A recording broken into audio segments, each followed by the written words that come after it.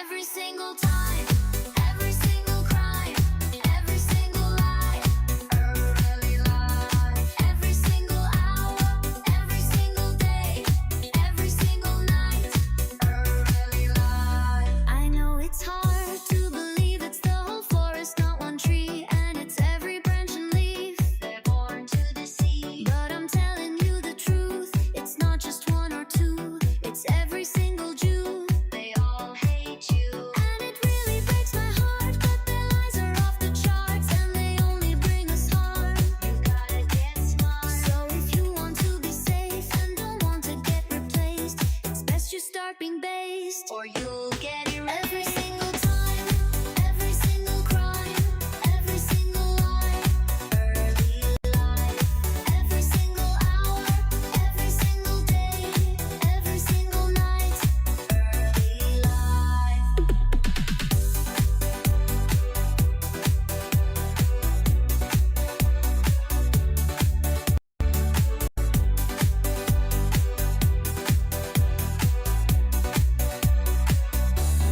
I know it's hard to accept that all the ones you've met lie with every single breath. They want you dead, but you must not be weak. Just open your eyes and see they always exploit the meek. See their vampire teeth, and it can make you cry to learn your life was full of lies and their face was a disguise. But you must fight. So if you want to live and protect all of your kin, you have to grow thick skin, or we won't. Every single time, every single crime, every single lie, early life. Every single hour, every single day, every single night, early life.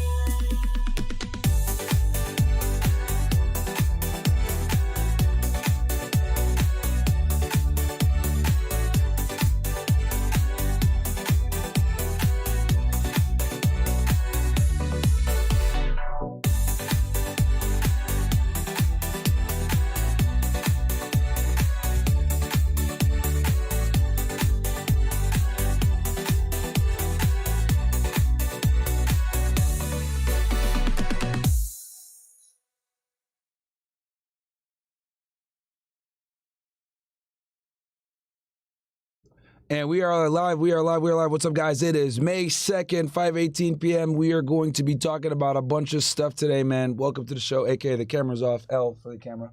But you guys can hear me, so that's what matters. What's up, guys? Welcome. We're going to be talking about Russia, Ukraine. We're going to be talking about your boy, Mohamed Soliman, this retard that went ahead and decided to throw Molotov cocktails all over the place. Let's go ahead and see what the latest is with that stuff. But welcome to the stream, my ninjas. And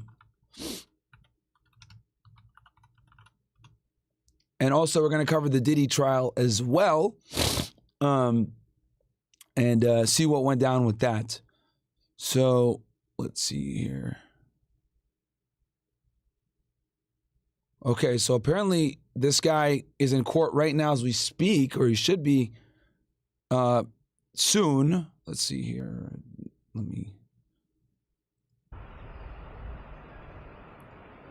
So here's some live coverage. So it looks like he's probably getting charged by the state first, and then the feds will come in after the fact.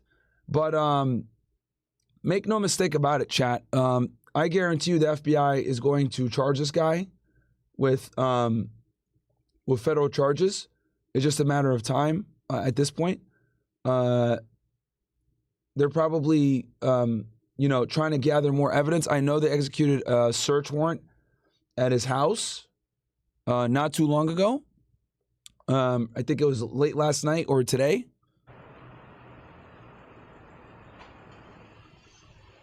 Let's see here.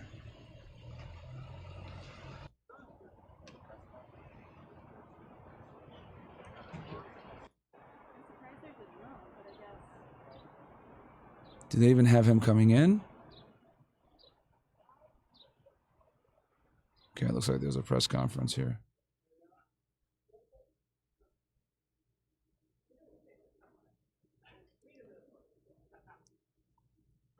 Next, you will. All right, so here they come.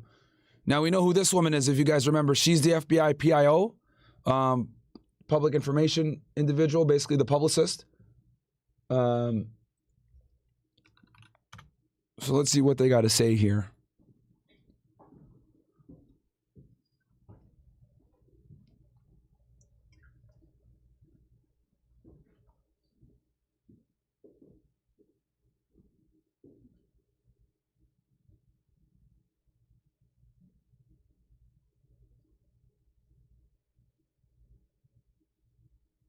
Good afternoon.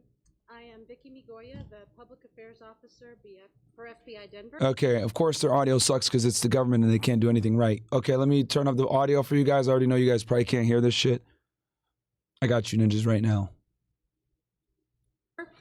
We're here today to provide another update about the ongoing investigation into the attacks Sunday on the Pearl Street Mall in Boulder. We're going to have 4 speakers today. I'm going to give you their names and I'm going to spell them. So first you will hear from Acting U.S. Attorney J. Bishop Brule for the District of Colorado. That is the initial J period, first name Bishop, B as in boy, I-S-H-O-P, Grewell, G-R-E-W-E-L-L. Our second speaker will be 20th Judicial District Attorney Michael Dougherty. That is Michael, the common spelling, and Dougherty is D as in dog, O-U-G-H-E-R-T-Y. Next, you will hear from FBI Denver Special Agent in Charge, Mark McCulloch. That is Mark, the And you guys know we heard from him yesterday, so he's a familiar face here as well. If you guys remember, her and him came out yesterday. Now, real quick for you guys, so you guys kind of know, recap. So basically, guys, what ended up happening was this guy was arrested yesterday for what they call using a makeshift flamethrower and or basically hurling Molotov cocktails. And what ended up happening was he got arrested by the police. They took him into custody. FBI started to investigate. And, you know, there was, I think, 7 or 8 burn victims. Some of them had to be transported to all different parts of Colorado, depending on the severity of their burns. And this went down yesterday, somewhere around like 1 or 2 p.m. And it was in the middle of a pro-Israel rally, okay? These people were protesting and calling for the immediate release of the hostages. As you guys know, that occurred on October 7th. And this guy basically was throwing cocktails at them, Molotov cocktails at them. And as he was, you know, bickering with the people, they basically, you know, he was, and I'll show you guys the clip real quick, because this shit was actually wild, what this dude was doing yesterday, bro. Like, what the fuck, man?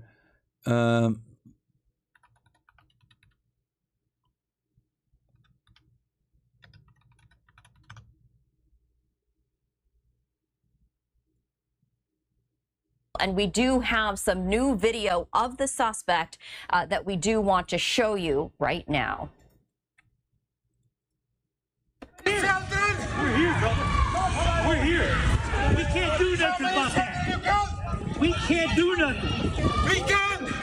Not here. You have to end Zionist! Not here, bro. You're not. I'm taking video right You now. have to end Zionist! He was wearing an orange suit with like something on his back. Spraying alcohol, Spraying too. alcohol, but what he did was he made it look like he was here. He's making Molotov cocktails. And for us, Well, we can't do it when he's got Molotov cocktails on if you him. are fighting, you have to. You guys can see he's like erratic, he's yelling. To me, it looks like he's drunk. I don't know. Bro must have had some alcohol before he decided to put alcohol in the fucking cocktail, but whatever. That's what he's got right here is Molotov.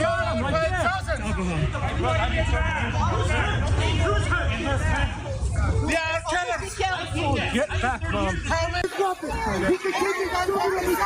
Stay away. Just stay away. He's right there. He's throwing Molotov cocktails right there.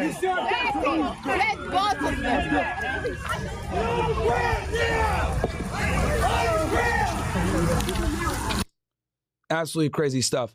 So that is new video. You Bear with me real quick, guys. Oh, go can ahead. see law enforcement. I'm fixing the chat right now, guys, so bear with me real quick as I fix this. Right there, handcuffing the suspect's hands behind his back. He was yelling, and you can hear very concerned people saying, don't get too close, because he has Molotov cocktails there in his hands. You can see a lot of the gasoline and the debris, and one person also being administered to. That is the suspect right there, a 45-year-old Mohamed Soliman, arrested at the scene. We saw it right there. You can see in his hands still holding those Molotov cocktails, and some of the grass in front of him also with flames still on it. We did want to share the very latest from the FBI and other law enforcement agencies right now. FBI shares in the sorrow of the Boulder community, especially to those who have family or friends injured in this tragedy. We have surged resources and personnel to the scene. Our special agents, our victim specialists, and evidence response teams are doing everything they can to assist our law enforcement partners. In the coming days, we will continue to support the victims and help uncover the events leading up to this terrible attack. Okay, so that gives you guys a recap of what went down yesterday. Now let's get into what actually. We'll click this as well. Aggressive path. All right, now let's get into the press conference, which I think this was earlier today. Common spelling with the K and McCulloch. M as in Mary. ICHALEK. The final speaker today will be Boulder Police Chief Stephen Redfern. That is STEPHEN, and Redfern is REDFEARN. We will take a few questions at the end, and now I'm going to turn the podium over to Mr. Gruhl. Thank you. Ms. McGuire. Okay, this guy, as you guys remember, was not there yesterday. He's the U.S. attorney for Denver. I'm Bishop Gruhl, the acting that whole district. U.S. attorney for the District of Colorado. Okay, he's acting. That means that he's probably like the deputy United States attorney, and the main one is maybe off or on leave or some shit like that. On behalf of myself, my office, and the entire Department of Justice, I want to express my heartbreak and my support for the victims, their families, and the community of Boulder. I pray for those families, as well as everyone in Boulder, Colorado, and the nation. I don't think anyone died, chat, which is good. W that nobody died. Who woke up this morning worried about themselves, their loved ones, and not feeling safe in their own communities because of yesterday's attack. I assure you that my office and our partners are here for you, and we are taking action. I want to thank the first responders, citizens and law enforcement alike, who worked to quickly end this violent attack, save lives, and tend to those who were injured. I also want to thank our law enforcement partners at Boulder Police, including Chief Redfern, the FBI, including Special Agent in Charge Michalak, and the Boulder DA's office, including DA Michael Doherty. They worked hand in hand with my office as the matter was thoroughly investigated and prepared for charges. And I want to thank our partners in D.C., including Attorney General Bondi, Director Kash Patel, and Assistant Attorney General in charge of Civil Rights, Harmeet Dhillon, for their support. My office and AAG Dhillon were in contact yesterday throughout the day, which helped lead to the federal charge that we're announcing today. My office has charged Mohamed Soliman, age 45. Okay, so the feds did charge him. US DOJ.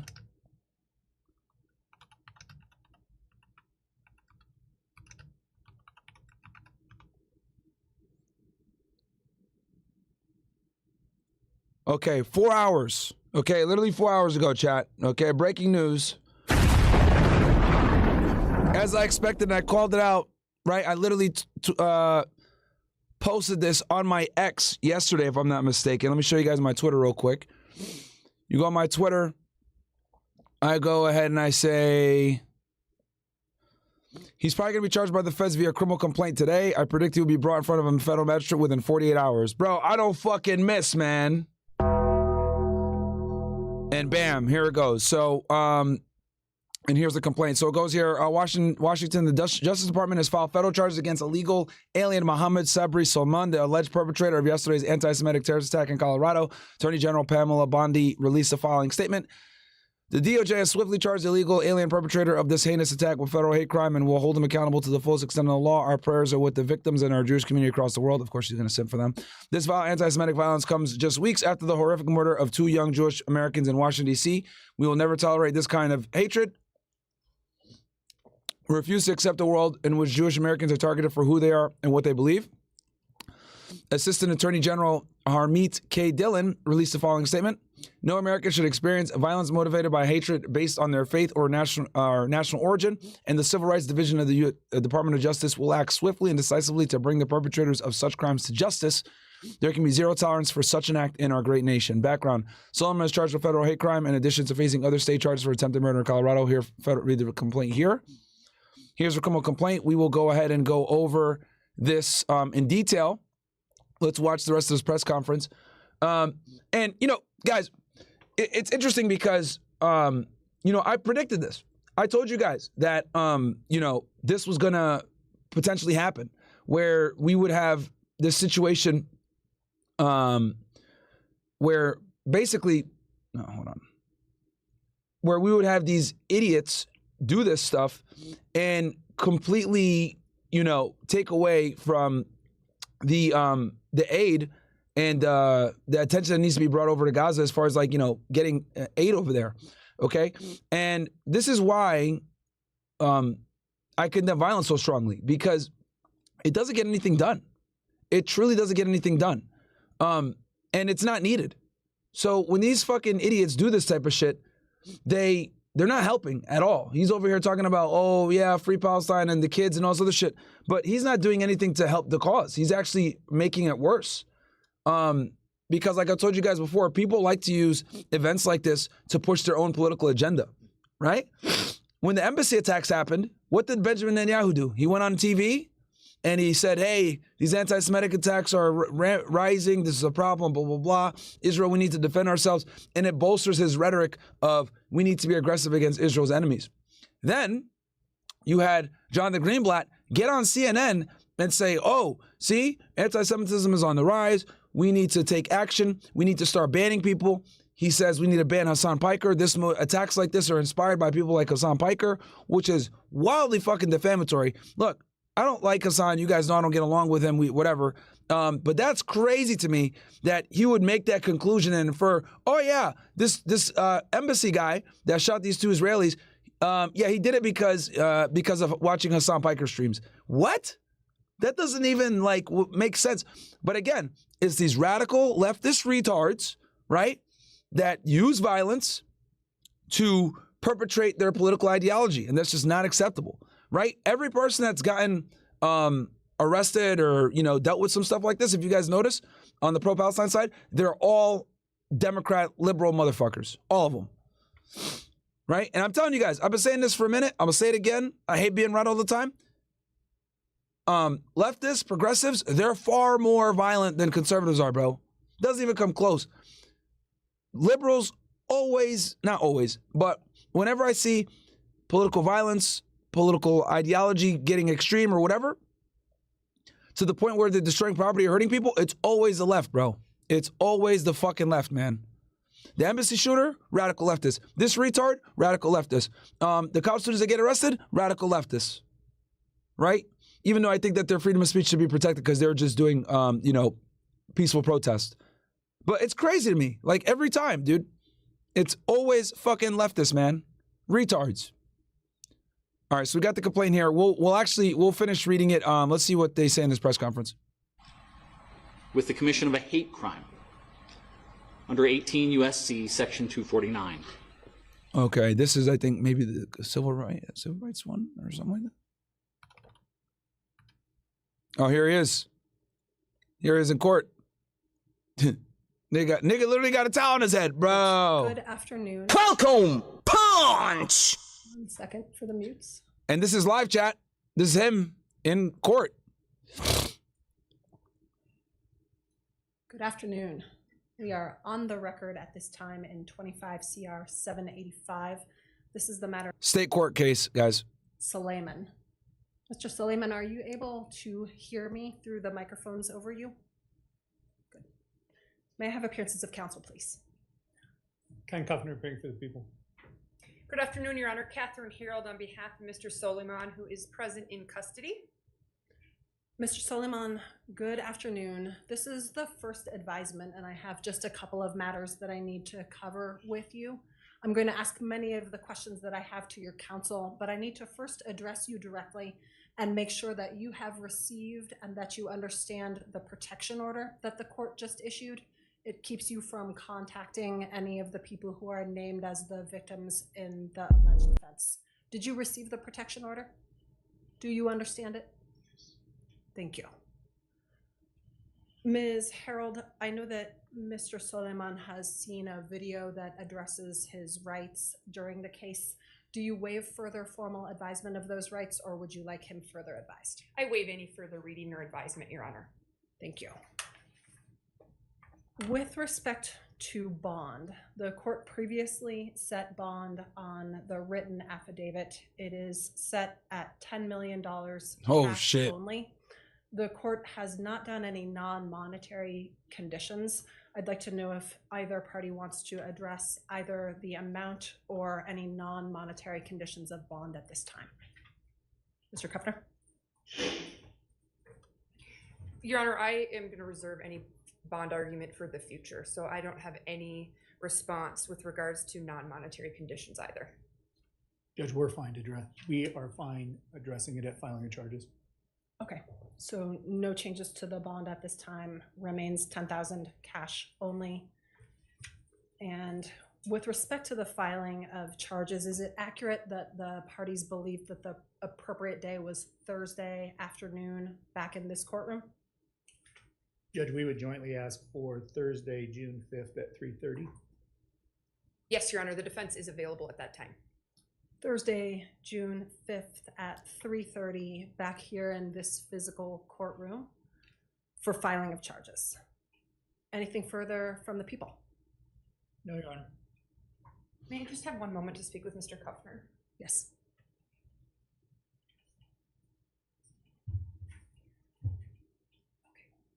Nothing further, Your Honor. Thank you. All right. In that case, that concludes today's proceedings. I will see you again on Thursday at 3:30 in the afternoon for filing of charges. Mr. Soliman, thank you for appearing. All right, Mr. Soliman. I'm going to come back there and talk to him right there for a second.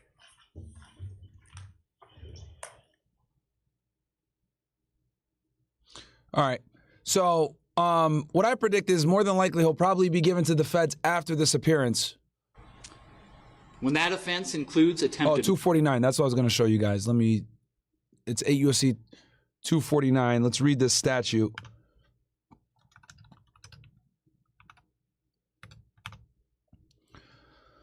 Here we go.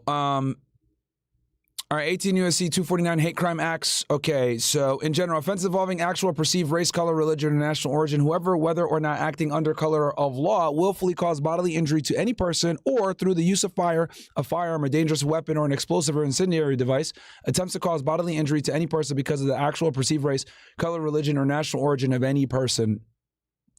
So that is, shall be in prison not more than 10 years.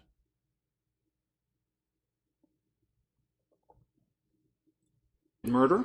And there's obviously multiple, subsections. Oh, hold on. No one should ever be subjected to violence. Mr. Gruhl, thank you. I want to express my heartbreak. Families has woke up this morning and not feeling safe in their own communities because of yesterday's attack. I assure you that my office and our partners are here for you, and we are taking action. I want to thank the first responders citizens and law enforcement alike, who worked to quickly end this violent attack, save lives, and tend to those who were injured. I also want to thank our law enforcement partners at Boulder Police, including Chief Redfern, the FBI, including Special Agent in Charge Michalak, and the Boulder DA's office, including DA Michael Doherty.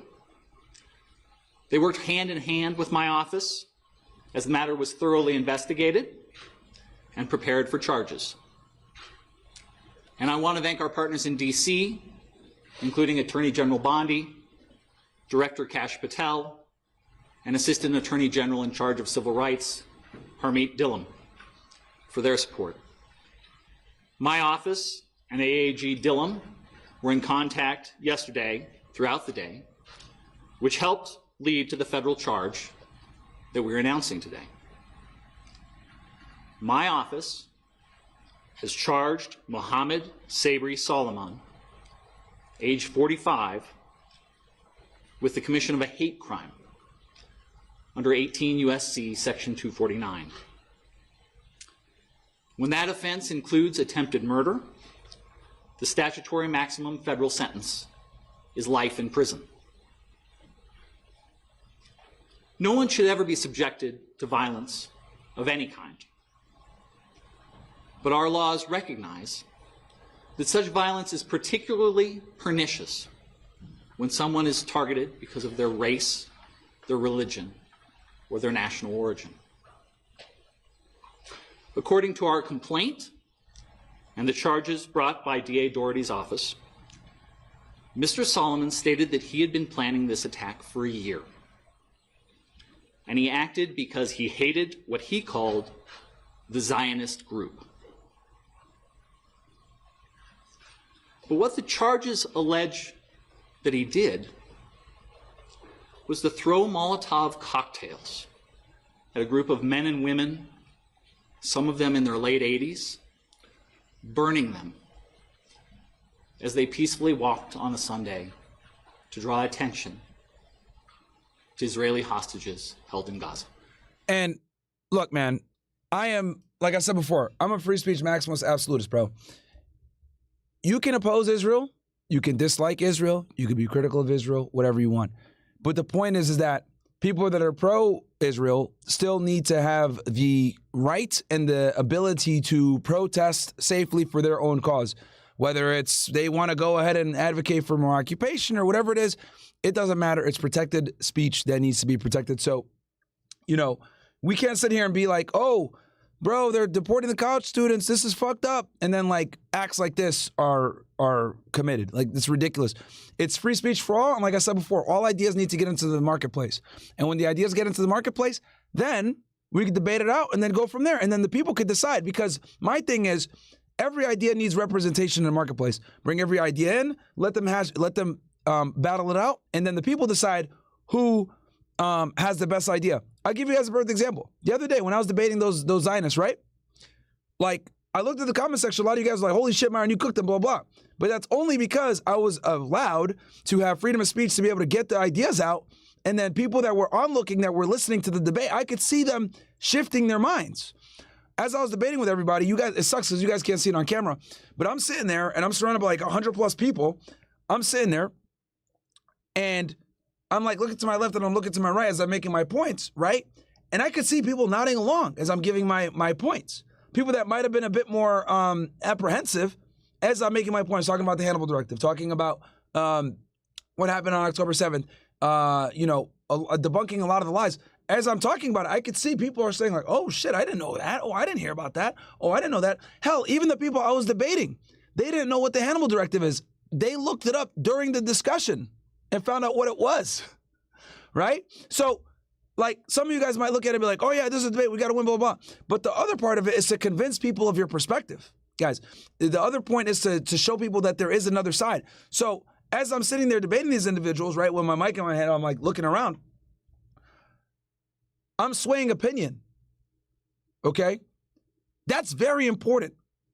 That's very important. But that can only happen when two opposing sides are having respectful discourse, right? And being able to have this discussion. Did it get heated at times? Of course, right? The guy that I was talking to, he was a nicer guy.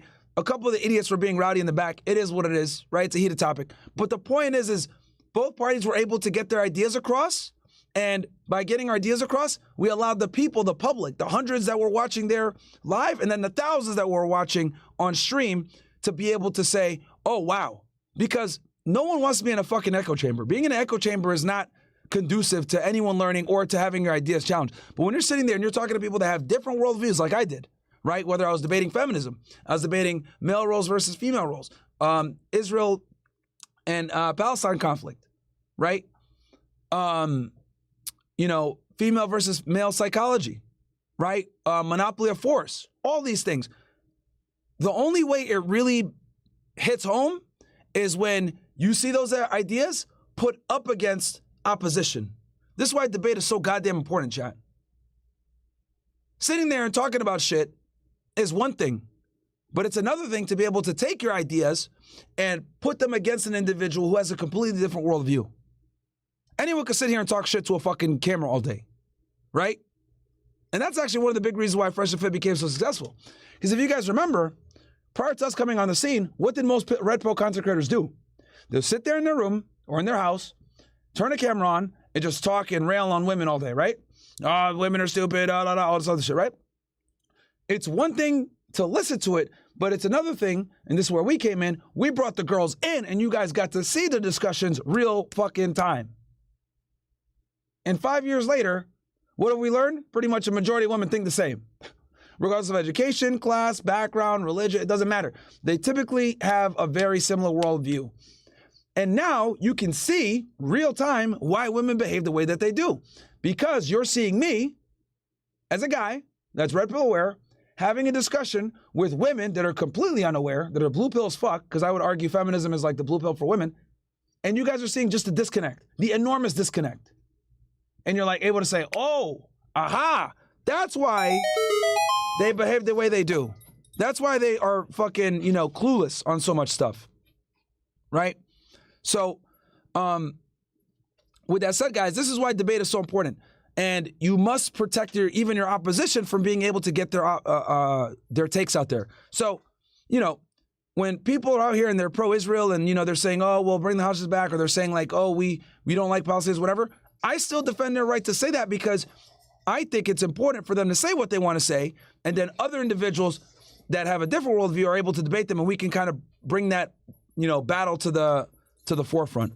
So that is the importance of being able to debate. And I'll give you guys another example. Not everybody can do this shit, by the way. Not everyone can do it. Like, you look at Hassan Piker, right? What did he do? He fucking embarrassed himself with Ethan Klein. He can barely debate Ethan Klein on Israel-Palestine because he sits there and talks in his room all day, right? He didn't exercise his debate fucking muscle all these years. Been sitting in his fucking room for 8-10 hours, right? Talking about genocide this, apartheid that, but he can't actually defend those worldviews or debate those worldviews because he sits in his room all day. And then someone like Ethan Klein, who's a fucking retard, by the way, not intelligent whatsoever, right, was able to run laps on him and make him look crazy. Right? And the other thing too, also, that I think is important for you guys to realize is debating is a skill.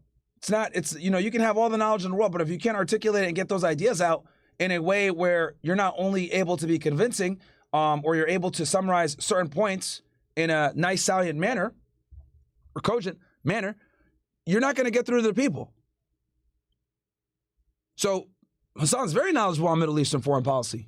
He's very knowledgeable. But he couldn't even get his ideas out to fucking Ethan Klein, which is fucking wild to me. So anyway, this is why freedom of speech is so important. This is why we need to preserve it. This is why even people that you disagree with need to have a voice. And this is why it's so important to have discourse and debate with people that you don't agree with. Because it's not about the debate, it's not about necessarily your ideas as much as it's about getting your ideas out in front of other people while it's being challenged by the opposition. That's where you convince the most people. All right. Anyway, rant over. Let's keep going. Frank just came in the house, by the way. Hey, Frank. Okay, I think Angie took him. Oh, here he is. Oh, okay. What's up, buddy? Okay, all right. He's so excited. Yeah, what's up, man? Come here. They've been asking for you, Frank. Come here. Frank, come here. Hey, come here. Oh shit, she's running in here. Come, hey, come up. Okay. What's up, buddy? Hey. Hi, how are you? Oh, okay, Frank. Okay. Look at this guy. He's so excited. I haven't seen him in a few days. Yeah, he's a little bit wet with the rain. Yeah, I see. He's a little wet. Okay, buddy. Okay. He's so excited. All right, Frank. Okay. He just jumps off. You want to say hello to the people? Hi, people. How are you? How's it going? Still here. I might go rollerblade. In the rain? No, when it stops raining. Okay. I'm gonna stop and wait. Are you going to leave these guys here? I'm gonna take Leah. You can leave her here if you want. No, it's fine. They're not gonna let you stream. You know, she barks too much. She's a little wet too, man. Yeah, she's so wet. Guys, we got a storm in Miami right now, so it's very wet.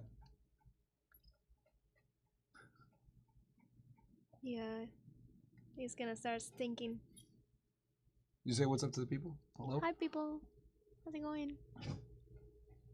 You have Fresh and Fit today too? Yeah, I think we're gonna do credit cards if I'm not mistaken. And then you have after hours? Yeah. Right. Okay. Okay. We'll see you then. All right. I'll see you. Nice rain boots. She has these bright pink rain boots here. What the hell? All right. I'll see you. You can leave them both if you want, but it's up to you. All right. Let's get back to this press conference. And when he was interviewed about the attack, he said he wanted them all to die. Oh, shit. Okay, so what do we know now? We know that he gave a post-Miranda statement, guys, because when he got arrested, obviously the police read him his rights and asked some questions. And he actually said that during the interview that he wanted them all to die. He had no regrets, and he would go back and do it again. He said that he had previously tried to purchase a firearm, but resorted to the Molotov cocktails when he could not purchase a gun because he was not a legal citizen. That's crazy, bro. Apparently, I read somewhere else that this guy had been planning this attack for a year, chat. I remind you that Mr. Soliman is presumed innocent until proven guilty. Nah, that nigga guilty, bro. Come on, man. We got that boy in 1080p going crazy with his shirt off with Molotov cocktails in his hand, man. He's that boy cooked. My office and our partners hope justice will help heal the people in this community and in the communities throughout the country shaken by yesterday's attack. We fully intend to hold Mr. Soliman accountable for his actions, and these charges are the first step. Thank you. I'm going to turn it over to DA Michael Doherty.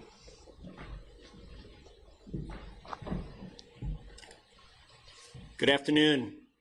I'm Michael Doherty. I'm the district attorney for Boulder County. I And if you guys remember, we saw him speak yesterday as well. appreciate the members of the media who are here today so we can help provide this update to a grieving and traumatized community. What you see here today is us standing shoulder to shoulder, ensuring that justice is done in response to this tragic and terrible attack. We stand united in denouncing hate, terror, and violence in this community. We're united in condemning acts of anti-Semitism, hate, and violence, and we're also united in a strong response to this horrific attack. I stand with this community and the people of the state of Colorado against hate and terror. And we are united in our commitment, both at the federal level and the state level, in pursuing and securing justice for the victims of this mass attack and for the communities that we serve. Boulder is a beautiful and special place, but we're not immune from mass violence or hate crimes, including violent acts of anti-Semitism that impact far too many communities across this country. And yesterday afternoon, on a beautiful day here in Colorado, a number of people participated in a peaceful walk and gathering on Pearl Street here in Boulder. It is a place where a lot of people gather every day. And the ones who joined in this peaceful gathering are now the victims of a senseless, unjustified, and horrific mass attack. And to all the victims, their loved ones, and to this community, I promise you that each one of us up here today will work tirelessly to ensure that justice is done and the defendant is held fully accountable. I want to recognize, as the U.S. Attorney did, the response by community members who helped in the minutes immediately following the attack and came to render aid to victims who had suffered through a horrific attack upon them. Also, I want to recognize the courage and the rapid response by the Boulder Police Department, who once again were called to respond to a truly horrific attack upon innocent members of our community and responded without a second of delay. I will highlight for you that there were 16 unused Molotov cocktails that were recovered by law enforcement. Oh, wow. 16 unused. Enforcement in the hours after the incident took place. They probably found it in search warrants. They were doing, because I went on FBI Denver, right? Let me show you guys how I found out about this shit, right? So I went, boom, FBI Denver, right? They have their own Twitter page. And it goes here, FBI continues to investigate the target attack on the Pearl Street, blah, blah, blah. All ATF's involved too. We'll provide updates at 2:30 today. There we go, boom. The FBI is at location in El Paso County, Colorado, conducting court-authorized law enforcement activity related to the attack on the Pearl Street Mall. As soon as they said this, I was like, yep, they're doing search warrants. Court-authorized, 9 out of 10 times, it means that there's a search being involved. So when they said this, I knew they were more than likely at his house searching everything. So, and this was, hours after the first event happened. 16. So I really want to thank the Boulder Police Department and their law enforcement That's how they found the cocktails. Responders, as well as the first responders who provided medical aid to the victims. And guys, get your chats in now. I'm going to read super chats here shortly. But that rapid response with the recovery of the 16 after this press conference unused Molotov. Also, we're going to talk about Diddy as well. Mel's on a train going home. So once he gets home, we're going to jump in and start talking about Diddy as well. Molotov cocktails, I think, speaks for itself. Our office and the U.S. Attorney's Office will be working closely together and in coordination with one another to ensure that the defendant is held fully accountable. As you heard from the U.S. Attorney, the U.S. Attorney's Office will be prosecuting the hate crime against the defendant. Our office will be prosecuting the attempted murder charges and related charges at the state level.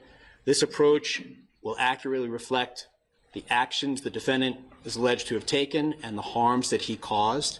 It will allow us to secure a verdict, an outcome, a sentence, whereby he'll be held fully accountable. It's been done, and by it I mean federal and state prosecutions jointly, has been done in other cases. Most recently, Luigi Mangione was one of them. Let's see if he refers to that one. Club Q mass shooting down in Colorado Springs. Oh, okay. At the time the arrest affidavit and warrant were filed with the state court yesterday, there were 8 victims identified, and I'll touch briefly now on the charges that were filed at the state level, as well as the possible sentences he faces. Now, just so you guys know, when they do joint charges like this, typically what's going to happen is the feds are going to charge their charges and the state's going to charge their charges, but the charges are not going to be similar, right? So in this one, they hit him with, the hate crime statute. The state's probably going to come in with some attempted murder stuff. Let's see what they got. If convicted on those charges. So there were 16 counts of attempted murder in the first degree. Bam, there you go. 8 of those counts. And like I told you guys before, murder typically doesn't happen. Murder's typically investigated by the state. For attempted murder with intent and after deliberation. The other 8 counts are attempted murder with extreme indifference. So 16 counts total. If the defendant's convicted and those counts are running consecutive to one another, he would face a maximum of 384 years in state prison. He's also charged with 2 counts of use of an incendiary device. If convicted of those charges and they run consecutive, he would face a maximum sentence of 48 years. He's also charged with 16 other counts of attempted use of an incendiary device. And again, if convicted and if they run consecutive, the maximum on those counts would be 192 years. Holy shit. So 384 years on the attempted murder, 48 on the use. Bro, again, those football numbers. Of the Molotov cocktails, and then the attempted use would be 192 years. The judge set a $10 million cash-only bond on the state charges. As you are aware, he's going to be going before the judge this afternoon at the jail. I believe that is scheduled for 3:30, but I rely on the sheriff's office to communicate with members of the media of the exact time. Thanks to the investigation by federal, state, and local partners, and I just want to highlight for you, this is a horrific attack. But as district attorney, when I walk into this building and I see the FBI, Boulder PD, and all the law enforcement partners working, it's the exact response I hope to see. The teamwork they demonstrate, the work they put into it. If you were downstairs right now, you'd see incredible law enforcement officers and investigators working calmly, professionally, and tirelessly to ensure we get all the information we need to get the right outcome in the criminal cases that the U.S. Attorney's Office and my office will prosecute. Through their work, we've now identified 4 additional victims, so there's now a total of 12 victims. And as you'll hear from the FBI Special Agent in charge, we're going to continue to encourage victims and witnesses to come forward and contact law enforcement. But we now have 12 victims, and on the later this week, we'll be filing formal charges against him. That's our normal process. So the filing of formal charges by the district attorney's office will reflect 12 victims, and if more come forward, additional victims as well. On my final note, what I want to stress is this community has experienced too many tragedies: fires, floods, and mass attacks. But each time I've seen this great community respond with strength, resilience, and support for one another. I trust and hope that that will happen again now. That for the many members of the community who've come forward before to help one another, to support one another, to comfort one another, that that will happen again today and in the weeks, months going forward. That once again our community will rally to restore peace and to bring support and comfort one another during this dark hour. As your district attorney, I want to remind the members of the media and the community that the defendant's innocent unless and until proven guilty, and the charges are merely allegations. I'm going to turn it over to the special agent in charge of the FBI, and then we're happy to take questions after each one of us is done. Thank you. Good afternoon. I'm Mark McCulloch, Special Agent in charge of the FBI's Denver field office. I want to provide a quick investigative update. The FBI has been here on the scene in Boulder for the past 24 hours, and we stand shoulder to shoulder with the Boulder Police Department and our partners. Their heroic and swift actions clearly saved lives. As mentioned, there were 16 unused Molotov cocktails within arm's reach of the subject at the time of his arrest. So there is no question that the... All right, they might have found it in his car then, since they're saying within arm's reach. First responders saved lives and prevented further victims from being injured.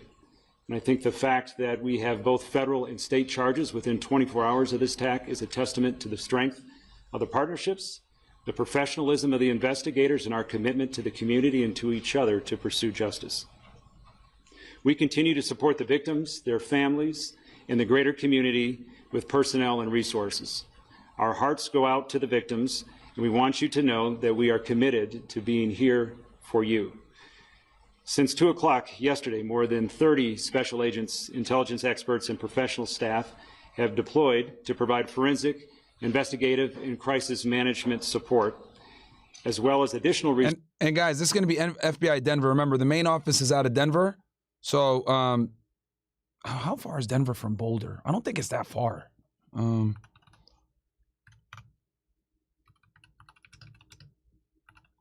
only been to Colorado once. 30 miles, okay.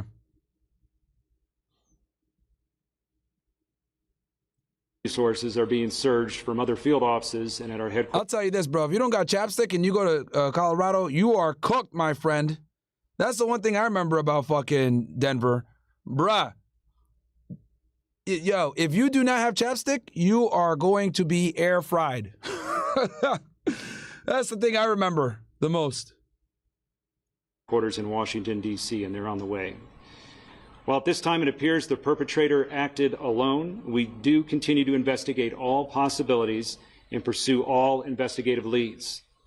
If we uncover evidence that others knew of this attack or supported the subject in this attack, rest assured that we will aggressively move to hold them accountable to the fullest extent of the law. High likelihood he probably did this alone, like they always do with these guys, because the days of like conspiracy, terrorism is kind of just done because everyone is so scared of getting caught by the FBI. So a lot of these, these especially like these homegrown guys, they just do shit on their own. Since the investigation began 24 hours ago, the FBI has conducted 44 witness interviews. We've executed search warrants on vehicles, 44 interviews, that's wild, property, and digital devices. We've deployed our full evidence response team both to Boulder at the main crime scene and the execution of a search warrant at a residence tied to the subject in Colorado Told you guys. Springs. Knew it. Members of the ERT worked through the night to gather all evidence so that the Pearl Street could swiftly be reopened this morning. We've deployed victim specialists to hospitals and assigned one to each and every victim that's been identified to date. We've set up a digital media tip line. We've deployed a mobile command post for information sharing and evidence control, and we continue to canvass for witnesses, additional victims, and camera footage.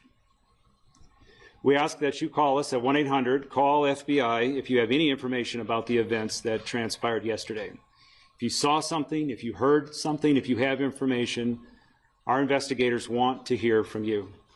If you have multimedia evidence, whether that is photos, social media posts, or videos related to the attack, please visit the site that we've established, and you can provide your information at fbi.gov/Boulder attack. We at the FBI are not tracking any credible threats to the Boulder community at this time. However, if you see something suspicious, we urge you to call 911. The FBI takes seriously its mission to protect the American people of the United States, both nationally as well as here and in Boulder. Hate-fueled acts of violence have no place in our community, and we will use every tool and resource available to hold those who commit such acts fully accountable. All right, get your chats in, guys. I'm going to read chats here in a second, then we're going to read the criminal complaint. Turn it over to Chief Redfern.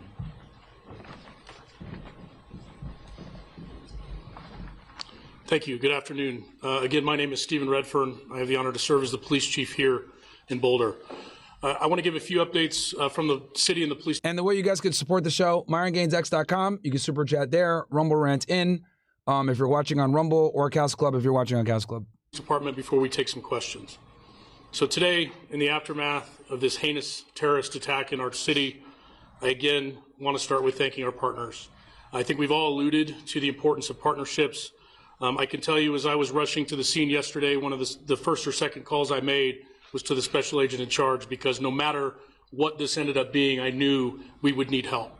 And once again, the FBI, all of our state, local, and federal partners have stepped up, and we are... Now, this is kind of common, guys. I will say this. You can tell that there's a bond between these different agencies, because typically when you have smaller towns like this, the law enforcement tends to know each other, and they just have each other's, like, contacts always saved, and they deal with each other. Because when, especially at the federal level, because when you're like not in as big of a city, you rely a lot upon your state and local partners to help you out with operations. So what ends up happening is people just know each other. So like when I was on the job, like there was like an ATF guy that I always would call, a DEA guy I was always calls. I'd have like POCs at every single agency. So anytime I needed something, I'll just hit them up, because a lot of the times you might not have the personnel or the manpower to get shit done. So you can, call guys from other agencies and they'll show up and they'll help out with whether it's being on surveillance, doing a drug buy, doing a gun buy, doing a control purchase of some kind. When you have other people from other agencies, you're able to kind of leverage that relationship to your benefit. And this is especially important when you live in places that maybe might not come from a big field office, right? Maybe the FBI office in Boulder has maybe 10 or 20 guys, right? You quickly figure out that when you're trying to run operations, having only 10 or 20 guys in your office is not enough to do large-scale operations. So using the state and locals is extremely important to get shit done. So what ends up happening a lot of times is you end up building really strong working relationships with these different agencies of where you work from. Absolutely in a really good place for 24 hours. And this is very common where the chief of police is obviously going to know who the special agent in charge is of the FBI, because like they're the functional equivalent of each other in their given agency. Obviously, chief of police is the top guy for them. Special agent in charge is the top guy for the FBI. Chief of police, right? You're overseeing everything. Same thing with the SAC. Are they carrying cases? No. Are they out there arresting people every day? No. Neither of them are. They're paper pushers, and it's more of a administrative position. But they are the representatives and the faces of their respective agencies. So that's why they're the ones running the press conference. But I guarantee you Boulder, Colorado probably has what's called a case detective on this case. The FBI has what's called a case agent on this case. And the case detective and the case agent are working together, doing the interviews together, drafting up affidavits together. Maybe some affidavits are federal, other ones are state. I'm assuming that probably a lot of the warrants that they got probably are going to be state ones because the state could get shit done faster. But I wouldn't be surprised if they were federal either, because given the magnitude of this case and the amount of precedents going, no magistrate judge is going to give you a hard time about getting a warrant signed on a terrorism case. So, but these are just some of the ways that state and locals end up working together, typically, especially in smaller communities. This investigation, in my opinion. Michael Doherty alluded to it, but the work that I've seen in this building and out on the street in the last 24 hours is remarkable. And every single person working on this investigation is doing their job above and beyond to bring justice to these victims, including the men that stand behind me here, and I'm grateful. The scene, as you may know, around 2 in the morning, we released the scene. So as of this time, we have no active closures in downtown Boulder. We have no areas closed off. We spent an extensive amount of time yesterday up until the early morning hours today with bomb dogs, our bomb squads, ensuring that there were no other threats in the area and people were allowed after midnight to go back in, get vehicles, and businesses have been allowed to reopen if they so choose. I can tell you this morning I walked down Pearl Street with members of my team. I interacted with a lot of business owners, community out there, and the way I felt leaving there was I was heartened. I was heartened by the resilience of our community, the positive attitude that people had, the understanding of the inconvenience of yesterday with businesses having to close. And really, I walked out of that thinking, we're going to be okay. Once again, as a community, we're going to recover after coming together. A little bit more on community. So we are aware of events this week. We're aware of things coming up in the next, we're looking 7 to 10 days out at other events, and we are going to ensure, along with our partners, that we have adequate coverage, law enforcement coverage, security at any event that's taking place this week. We want to ensure that people feel comfortable and safe in this community gathering and remembering what happened, as well as any other planned events that we have. We will be relying upon our partners, such as the State Patrol, to ensure that we have proper coverage where people can feel safe. Before this attack, we had the Boulder Police Department, the City of Boulder, had very strong relationships with our Jewish community. We even have an officer assigned as a Jewish community liaison with Boulder PD. Those relationships have paid off dividends during this attack, and I know going forward in the aftermath, we're going to continue to work with our community. I've been in contact via phone, email, and text throughout the day and last night with members of our Jewish community. Myself and the district attorney will be leaving shortly to have a meeting with community leaders from our Jewish community as well. The message there, the bottom line message, is we want everyone to feel safe. We will not condone these types of attacks and acts in our community. I will reiterate what was prior said. It is never an inconvenience for someone to call the police if they feel uncomfortable about a situation, if they see something odd, if they see a person acting in a suspicious manner. Let us come out and let us determine if there is some validity to people's suspicions. That's why we are here. So please call us if you see something. Literally, the old see something, say something adage applies here. Please call us if there's anything that's making you feel uncomfortable in the community. And lastly, I just want to say again, we have been contacted, the city and the police department from all over the world with outpouring of support, messages of support, and I want to thank you. It matters. It makes a difference going forward. So I appreciate all of that. With that, I'm going to turn it back over to our public information officers for some questions. All right, I will try to call on people for questions, and I will repeat the question, hopefully, so everybody can hear it, and then turn it over to our experts for answers. Yeah, Tony. Chief, or anybody up there, do we have any new video showing how he walked in with these 16, 18, 19 Molotov cocktails? That's not a one-walk trip. Anything you've been able to discover to show how they got there?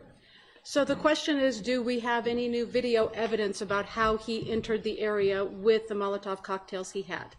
I'm behind you. Thank you for the question. We are, as I speak, we have teams of detectives partnered with FBI on Pearl Street, going business to business, door to door. That we're piecing together. See, I told you guys, there are going to be a detective and FBI guy on every single one of these interviews. Timeline using video, license plate readers, all of those things, relying heavily on our federal partners. As of right now, I have not been made aware that we actually have video of him carrying anything into that area. Obviously, we're looking at that. And if someone were to have that video, please contact the 1-800 number that the special agent in charge mentioned, or you can contact us as well at BPD. There's a high likelihood it's out there, and I don't know the existence of it yet. Yeah, Dave. Yes, can you tell us any updates on the 8 original victims, and then any more information on the 4 people that you've identified as well? The question is if we can provide additional information about the 8 victims that we previously mentioned and the new 4 that came up today. Thank you. Regarding the victims, prior to this press conference, I received an update that we still have 2 victims in the hospital. I believe those are the 2 that were flown to University Hospital in Aurora. I believe the victims, the additional victims that we learned of today, the reason we didn't know about them until today was their injuries, thankfully, were more minor in nature. They've come forward to be interviewed and things, and then we realized that they did have injuries. So we're counting everyone who received any sort of injury in this attack in that. And that's important for them for charges. That number. So as far as I'm aware right now, 2 people still in the hospital. And again, our thoughts are with them as they recover. Yeah, right here. Hi. Do you know how many people were in the original peaceful march from the group that was there originally? So the question is, do we know how many people were participating in the group's peaceful march on Sunday? I do not have an exact number of the people that were there for the peaceful gathering. What I can say, though, is when we responded to the scene, there were probably 20 to 30 people in that vicinity. Some of them were witnesses. Not all of them were there specifically to take part in that weekly gathering, and so I don't know that, but in the area we had 20 to 30 folks right there at the courthouse with a lot of other people coming and going with the businesses right there. Yeah, we're here. For the U.S. Attorney, this was initially classified by the FBI as a terrorism investigation. Is the hate crime charge a terrorism charge? Oh, good question. Good question. What I think, let's see what the USA says on this, but or the acting USA. What I predict is going to happen is they're going to charge it as a hate crime first, then they're going to follow up with terrorism charges later on when they indict him. Because remember, guys, they charged him on a criminal complaint right here, which we're going to actually go through. They're only hitting him with the hate crime for now, but I predict that they're going to follow up with an indictment with updated charges. Let's see what the USA says, though. Or did something change in the charging decision? So the question is for the U.S. Attorney's Office about the fact that yesterday terrorism was mentioned and we see a hate crime charge today, and can we explain that? Also, just so you guys know, this happens a lot where if you got a more, if you have a serious charge, right, like terrorism or material support or something like that, obviously you need a significant amount of evidence to charge that. But what ends up happening a lot of times when you file a criminal complaint, right, is think of a criminal complaint as kind of like a holdover, right? It allows you to begin the judicial process of getting this individual into the court system federally. And when you arrest them on a criminal complaint, you get that arrest warrant and you go get him, you can always come back and indict later with updated charges. So in this case, they're going to have to indict this case, okay? And an indictment, guys, is a formal charge by a grand jury. So you do the criminal complaint with the easiest charges you can prove readily with the probable cause that you have. Because remember, guys, as the investigation starts off, the evidence in the beginning isn't as strong as later on. You're doing interviews, you're finding a piece of information here, finding a piece of information there, you're finding this here, there, blah, blah, blah. So what you do is is in the beginning of the investigation, your job is to get the information that you have, compile it to the best that you can, and just get kind of like a charge that you can like just get on them, right? A simple charge that's easy to prove or probable cause for the criminal complaint. Once you have that charge established, right, and you got the guy under custody, now you can start the more meticulous process of building evidence for a more complex charge, okay? Typically, when you arrest someone on a criminal complaint, most jurisdictions, they're going to want you to indict that individual within 14 days, roughly, okay? So you arrest someone on a criminal complaint, let's say on Monday. Within 2 Mondays, they want you to have that guy indicted by a grand jury and have actual formal charges, okay? In that 2 weeks, you can go ahead and add charges to it or just formally charge him on the charge you got him on, like in this case, hate crime. Then, as the case progresses, a month later, 2 months later, you could do what's called the superseding indictment. And in that charge, and when you do the superseding indictment, that's where you add in these other more serious charges. That's typically how it goes. So, easiest charge to prove in the beginning on the criminal complaint, arrest them, get them in the system. Once you got them in the system, you got 2 ways. You can either indict them on the charge that you hit them with on a criminal complaint, which is typically a simpler charge, or if you've developed it, you can go ahead and indict now on the more serious stuff, right? And then that doesn't mean that you can't even add more stuff to the indictment later on. Give me ones in the chat if that makes sense, guys. Give me ones. I know it's a little complex, but that's how it works at the federal system typically. This is why AUSAs don't like doing criminal complaints. They prefer to just indict one time and be done with it. But when you got a case like this, where it's national news, you got the FBI director talking about fucking, we're investigating this as terrorism. It's all over the place. They're going to 100% do a criminal complaint. They're going to get them arrested as quickly as fucking possible because of media pressure. Give me ones if that all makes sense, guys. And the reason why AUSAs don't like criminal complaints is because they're doing double the work. You're doing a criminal complaint, then you still got to indict them anyway. So most AUSAs just prefer to indict one time and be done with it. Someone said, isn't that double jeopardy? No, it's not double jeopardy, bro, because the criminal complaint is not a formal charge. Yeah, so we've moved swiftly to charge quickly. Boom. Yo, I'm too good, baby. I did not see this press conference before, by the way, chat. I did not see this press conference before. Immediately. Confirms what I tell you guys. I'm telling y'all, man, there's nobody on the internet that knows this shit better than I do, bro. Like, I really used to do this shit for real. So we'll go back. The question is, why did you hit them with, hate crime charges when this is supposed to be investigated as a terrorism case? Yesterday, terrorism was mentioned, and we see a hate crime charge today. And can we explain that? Yeah, so we've moved swiftly to charge quickly, just to send the message to the community that no acts of anti-Semitism are going to be tolerated and there are severe consequences. Just because there's only one charge that has been made so far doesn't mean that we're not considering other charges that could come in the future. Translation, he said, oh, we want to show that this isn't tolerable, blah, blah. No, it's because this case got huge media coverage that you guys went ahead and filed a criminal complaint right away. He's not going to admit that, obviously, but that's the real reason. Yes. Can we get some clarity, Chief? We're hearing UC Health says they have 3 victims there. Is it 3 or 2? Question is about victims at UC Health. I don't have that clarity that you're asking for regarding the number. We've been told 2. It's possible it's 3. We may be not having updates on if people have been released. We can absolutely follow up with that number. We can firm it up after this and put that out. In the back with the hat.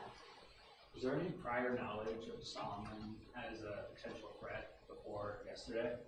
So the question is, was there any prior knowledge that the perpetrator was a threat?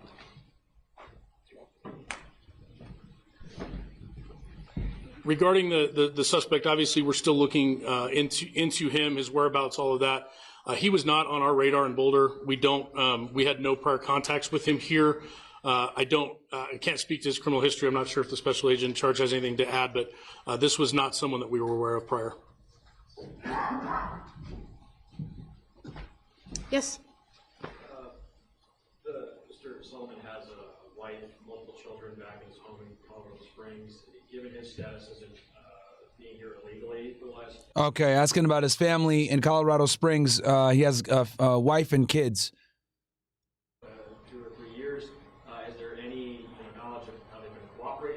what happens to them moving forward given the situation of citizenship. The question is about the suspect's family and their status and what might happen to them next.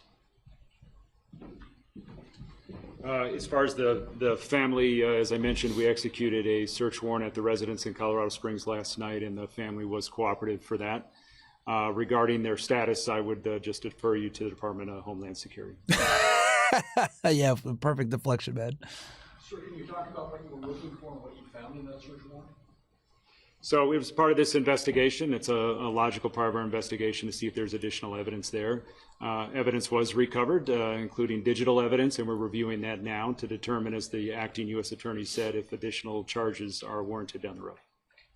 They want to see if he was working with any other people. That's really the big thing, identifying other co-conspirators.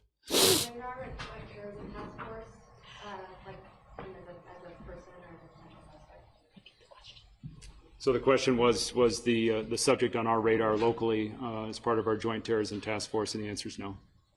Okay, thank you very much for being here today. Those are all the questions we're going to take. I was just curious about the incendiaries. What are they made up of? Are you allowed to talk about what they're made up of, or how that? What is this? She asked, "What is the incendiary made of?" Actual devices that were used. Yeah, we'll answer one more. So last question on the specifics on the incendiary devices. There were really two chunks of incendiary devices that were recovered.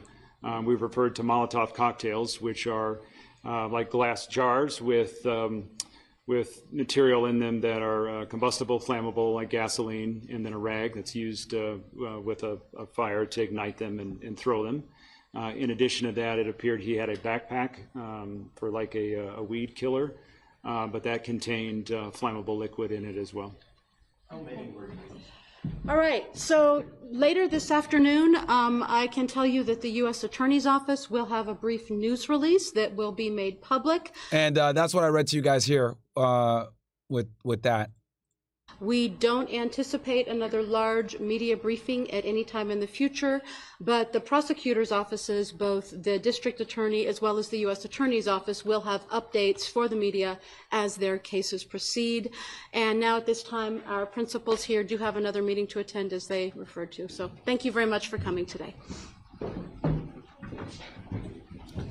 All right. So now, guys, we're going to go ahead. Let me read some chats, and then we're going to get into reading the criminal complaint, and then we'll get into Diddy. Let's see here. We got...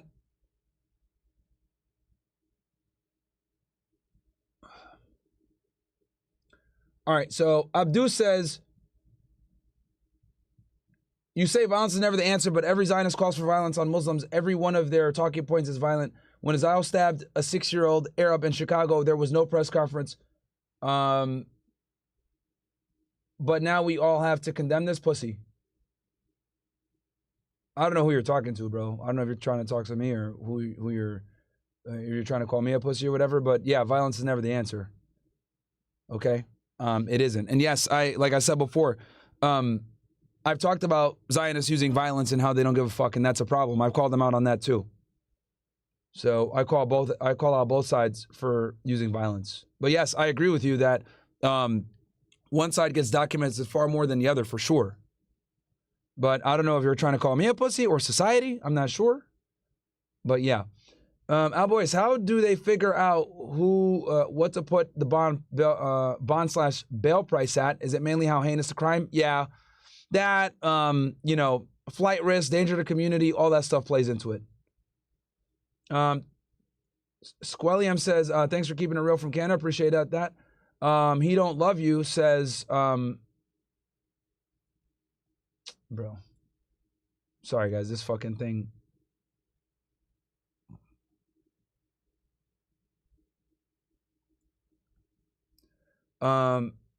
He don't. What the fuck? Here, bro, let me chat. I gotta read this from this whole other window because it's all fucked up. Bro, these niggas are trash. All right. You know what? I know what I'm gonna do. He don't love you says, Myron, this is a bit off topic, but I have a family member living with me in a house that I own. He's paying me $500 a month through Zelle. Do I need to set up an LLC or no? Many thanks. I mean, you could, but you know, I mean, $500 a month, like he's paying you rent, I'm assuming. I mean, you could. I mean, I would need to know a little bit more information. Like, how is the house? Is it like a duplex or a triplex? Is he just renting a room from you? If it's just like renting a room from you, bro, it might not be worth the headache. Let's see here if there's anybody else. Zane says, let's see what he said. Hey, Mark, considering recent development in Diddy's trial, do you think he's cooked? We'll have to see, bro. There's still a lot of witnesses left. Still a lot of witnesses left. We got here, what else? So we got Abdul Abu Ace. They're saying that the Cookie Monster survivor at the protest he was throwing Molotovs at, there was a Cookie Monster survivor. How the fuck is that possible considering what time that event took place? Yeah, bro, everybody is a Cookie Monster event survivor. Artemis gives 3 dots. Okay, I appreciate that. Let's see here. I think we read everything as far as these chats goes. Oh, Tyler De La O says, the audio test last night was so worth it. Stoked that the quality of the future streams won't suffer. People bitching, stream stops. You know, you not knowing if people are trolling or trying to help sucks. Big W. Thank you. Keep building. Keep cooking. Falafel Fuhrer. I appreciate that. And guys, please spell check before you guys send chats in, because I'm like trying to read your stuff verbatim as you guys send it. And some of you guys have some atrocious grammar, and it like delays me in reading it. So do your best to try to help your boy out a little bit, man. Okay? Okay. I think we're caught up on that. All right. Let's go ahead and go through the... Oh, no, sorry. Now the other chats from Rumble. Okay. So we got here Drewski, LMFAO. Why do all these fucks say the same thing? Oh, my God, it's not safe for us. Okay. Isle of the White Privilege says, like the video, Ninjas, appreciate that. Edwin says, bro, I miss your Insta live streams where you speak to the people and walk frank. I'm going to start doing that again soon. Instagram is Fed Reacts, guys. Go check it out. Hey, Mara, back in March, you asked me to remind you in June to book your flight for the 3rd weekend in August to collab with Nick Fuentes in Chicago. Tough Mudder, 12-plus Castle members. We've already bought their Tough Mudder tickets. Got a 3,500 square foot house for you to stay in if you'd like, and all of your favorite snacks. Appreciate that, man. Chauffeur, driver, etc. Yeah, well, we might have some travel stuff set up that we got to go to, but I'll see in August. Orlando, hey, Myron, any idea on what happened with the New Year's attack that happened back in January? I don't know what you're talking about. DP, 15 minutes ago. Appreciate that. Big $300 super chat says, supporting, bro. Thanks for the analysis and coverage. Off topic, are you planning on doing an updated 2025 real estate overview for the people with the changes in interest rates and market last few years? Yes, I just closed the deal last week, chat. So I am going to get that up for you guys here within the coming weeks. So I appreciate that, DPG. $300 super chat, big. Thank you so much. Teeter says, hey, brother, I'm reaching back out today to inform you that you are welcome to use my generated Starlink Mini for the show on Friday. Let me know where to reach out. When we're live on Fresh and Fit, remind me, bro. Send in $1, remind me so I can give you noble stuff. Hey, man, have you ever seen this charge 212A3B1 used a non-immigrant while used on a non-immigrant while working with HSI since Trump designated cartel organization terrorists? I've seen it twice at my part. Yes, I've seen the 212 charges before. Yes, there's so many of them, but yes, I have seen those before. Let's see here. I think we're caught up on chats. Okay, and guys, I'm reading 5 and up from this point forward, all right?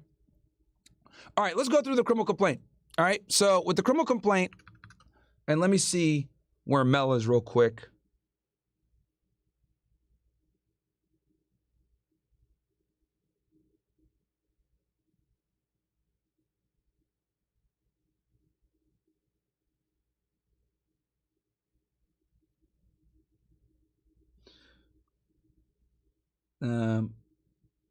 All right, let's go through the criminal complaint real fast. All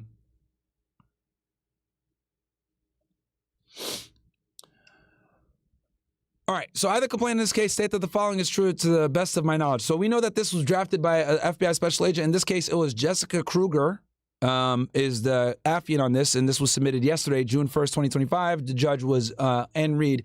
So here we go. So I, Jessica Kruger, being duly sworn depose and state as follows. I seek a criminal complaint charging Mohamed Soliman with 1 count of hate crime offense involving the actual or perceived race, religion, or national origin in violation of 18 U.S.C. 249. Now we get into our background. I'm special agent of the FBI and been so since November 2009. I'm involved in investigations of persons suspected of violations of federal law in the state of Colorado and throughout the United States. I've gained experience conducting investigations through formal training and consultation with local, state, and federal law enforcement agencies, as well as from law enforcement investigations themselves, blah, blah, blah. Right? So she goes into her background.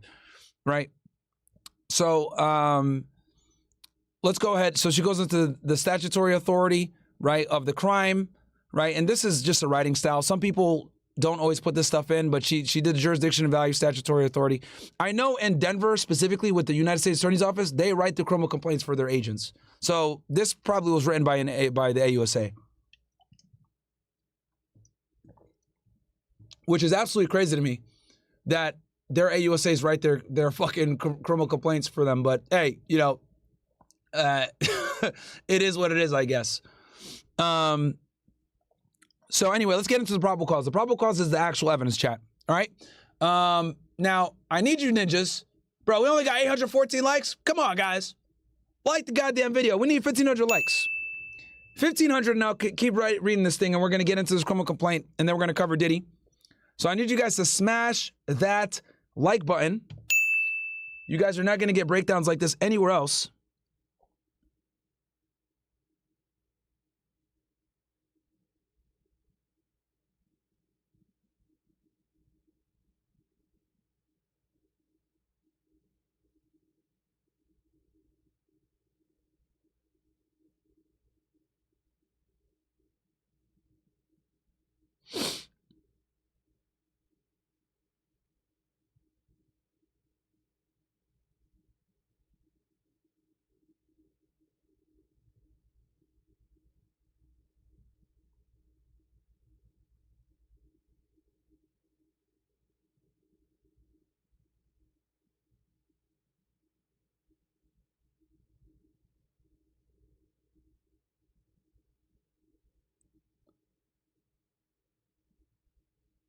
What are we at? We're at 985. Come on, ninjas.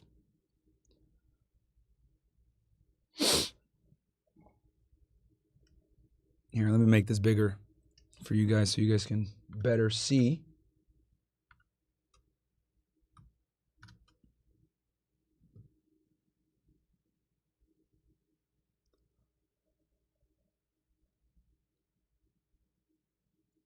All right, we're at 1,000. Let's go, ninjas. Let's get to 1,500. 1,500. You got 3,300 plus you guys watching between Rumble and YouTube. So, Catch says I'm back. /squad. I appreciate that, bro. Welcome back. Catch him Matolaj. Man, some of y'all niggas' names are crazy, bro. Jay Barnes. Hey, Myron. Simple for Sam Parker. Who would kick you out the country if you had the chance? Pathetic. Also, you're against all calls for violence, but you ask for /to charge. HH is called. Bro, some of you niggas, look at this guy, bro. Look at this guy, Jay Barnes. He's so emotional. Number one, me and Sam Parker get along very well. Sam Parker supported me quite a bit. And then you said the / is a call for violence. It actually isn't. But if you interpret it that way because you're a pussy, that's not my problem. Yo, it's kind of funny how I got haters coming in here and donating to like fucking cry about the content. I'm just trying to figure out why y'all niggas are here. Bro, I would never watch someone I don't like. Why do you guys watch someone that you dislike so much? That's strange. It's very strange behavior, man. Jay Barnes. It's like you guys can't fucking, what? Are you guys, what? Hassan is too boring for you niggas? You got to come over here and give your political correctness? Like, what the fuck is going on, man? Some of you guys are some fucking bitches. All right, come on, guys. We're at 11. We're at 1080. It's 1082.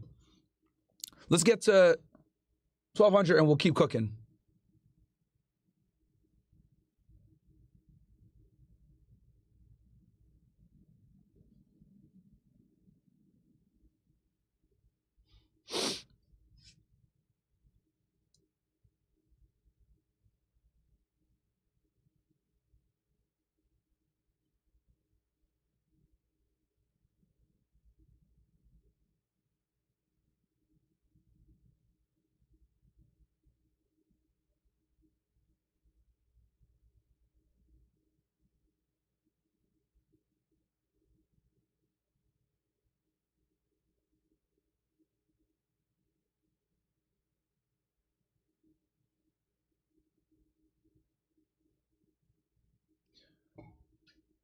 All right, let's get into it. All right. So according to a post on Facebook, an organization called Run for Their Lives organizes a weekly walk across locations in the United States as a way to call for attention to Israeli hostages still being held in Gaza.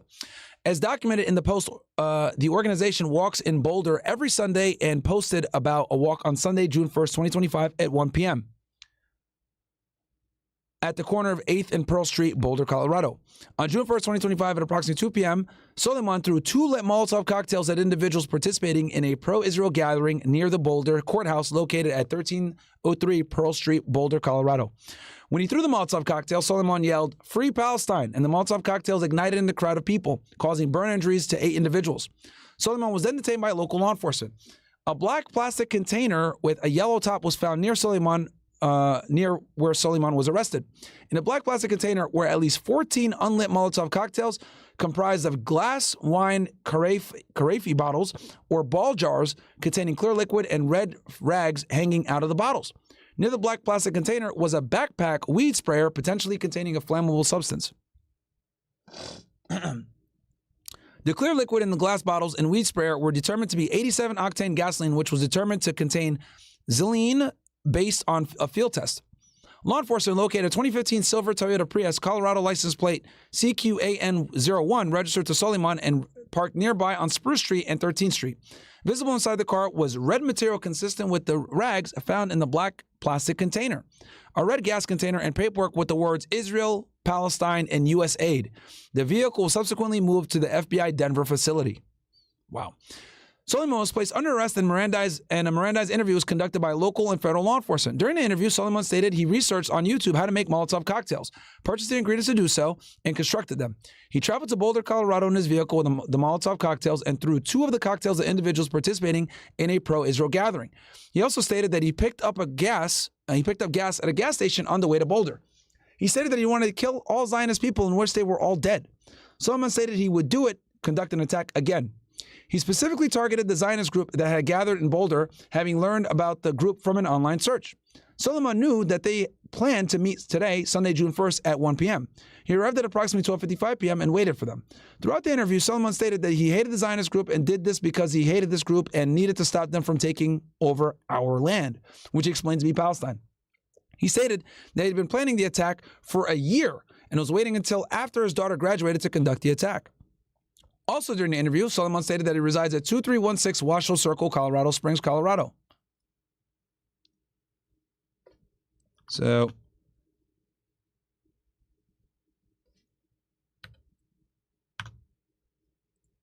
basically this is where this guy lives over here. Oh, he's somewhere here. Okay, it looks like they're like family homes. So this is where the FBI probably did their search warrant yesterday. It looks like it's a developing neighborhood. And let's get back to it. With his wife and 5 children. He stated he left an iPhone at the house hidden in a desk drawer with messages to his family. He also stated that he left a journal inside his house. Bam. So that's the probable cause that they got to go into the house. According to his Colorado driver's license, Soliman resides at 2316 Washoe Circle, Colorado Springs. So it matches his what he told them. After his arrest, law enforcement officers arrived at Soliman's residence in Colorado Springs and observed his wife leaving the home. Soliman's wife then went to the Colorado Springs police officer. She brought with her an iPhone 14 that she identified to belong to Soliman and be used by other members of their family. Law enforcement officers also observed the storage unit identified by a neighbor to be associated with Soliman's residence, which was located behind the residence. In a video, which was posted on social media platform X during the attack, an individual identified as Soliman is seen shirtless, pacing back and forth while holding what appears to be Molotov cocktails, glass bottles containing clear liquid with a red rag hanging from the top of the bottle. He is captured on a video stating, "How many children killed?" Then a few moments later, "and Zionist." Based on my training experience and research, I know that Zionists to mean individuals who believe in the establishment of a Jewish state and supportive of the government of Israel. Based on my training experience, both the wine carafe bottles and the gasoline used to make Molotov cocktails are not manufactured within the District of Colorado and have traveled in interstate or foreign commerce. Okay, that's interesting. She added that in there. Conclusion. Based on the above facts and information, I submit that there is probable cause to believe that Mohamed Soliman violated 18 U.S.C. 249 hate offenses involving actual perceived race, religion, and or national origin. I declare a penalty of perjury. The foregoing is true and correct to the best of my knowledge. And then bam, she signed it, probably digitally signed. The judge signed it, and then they go into all of his stuff. The charge is, this is the arrest warrant. So I remember how I explained to you guys before, you submit the criminal complaint in request of an arrest warrant. So boom. So here's the affidavit accompanied with the arrest warrant. Judge signs it. You are hereby commanded to arrest. So they're going to go grab him probably today. Or actually, they're going to probably get him on Thursday is what I think. After he does a state court appearance, they're going to get him. So now the feds have an arrest warrant for him, and here's all the stuff documenting it. So, yeah, that boy's cooked, man. That boy's cooked. Let's see here. Let's read some of these chats. And guys, remember, I'm reading 5 and up. So, Don Knotts Pampan. Myron, what's up, my dude? Love from Tucson, Arizona. Come get these liberals at the University of Arizona next school year. Let's get you and Owen Schroyer together again. Also, why do you not talk about the NY underground tunnels anymore? Because it's old and it happened over a year ago. So that's why it's not relevant at all. So, okay. So we covered our boy, that federal case there. So let's go ahead and go into the next topic. So we are going to be discussing either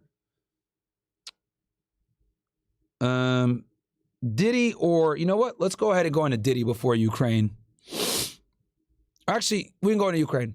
So as you guys know, so Ukraine and Russia to meet for second round of talks as attacks escalate. This comes from the New York Times. After more than 3 years of war, Russia and Ukraine are engaged in direct and public talks to end the fighting, but their positions remain far apart. A day after exchanging some of the most intense air attacks of the war, Russia and Ukraine were set to meet in Istanbul on Monday for peace talks, discussions that will be complicated by their entrenched positions and the situation on the battlefield. As you guys know, to go backwards a little bit so you guys understand the conflict, Ukraine launched probably one of the biggest drone attacks that they've done since the beginning of the war, and so did Russia a week prior to that. And basically, Russia destroyed a bunch of Russian aircraft roughly a day or two ago, and about a week ago, Russia destroyed or sent a bunch of drones into Ukraine and attacked major cities all throughout Ukraine. So there's been some major escalation in the conflict over the past 2 weeks. Russia and Ukraine are expected to formally exchange their respective conditions for a deal in the second round of negotiations since the two sides resumed direct dialogue 2 weeks ago. Expectations are low for talks, which were expected to kick off in the early afternoon local time at a 5-star hotel on the European shore of Bosporus. Moscow and Kiev are talking under pressure from President Trump, who has alternatively cajoled and chided both countries' leaders. But Russia and Ukraine have been holding firm with neither expected to present conditions in a discussion that are acceptable to the other side. Give me 1 sec, ninjas.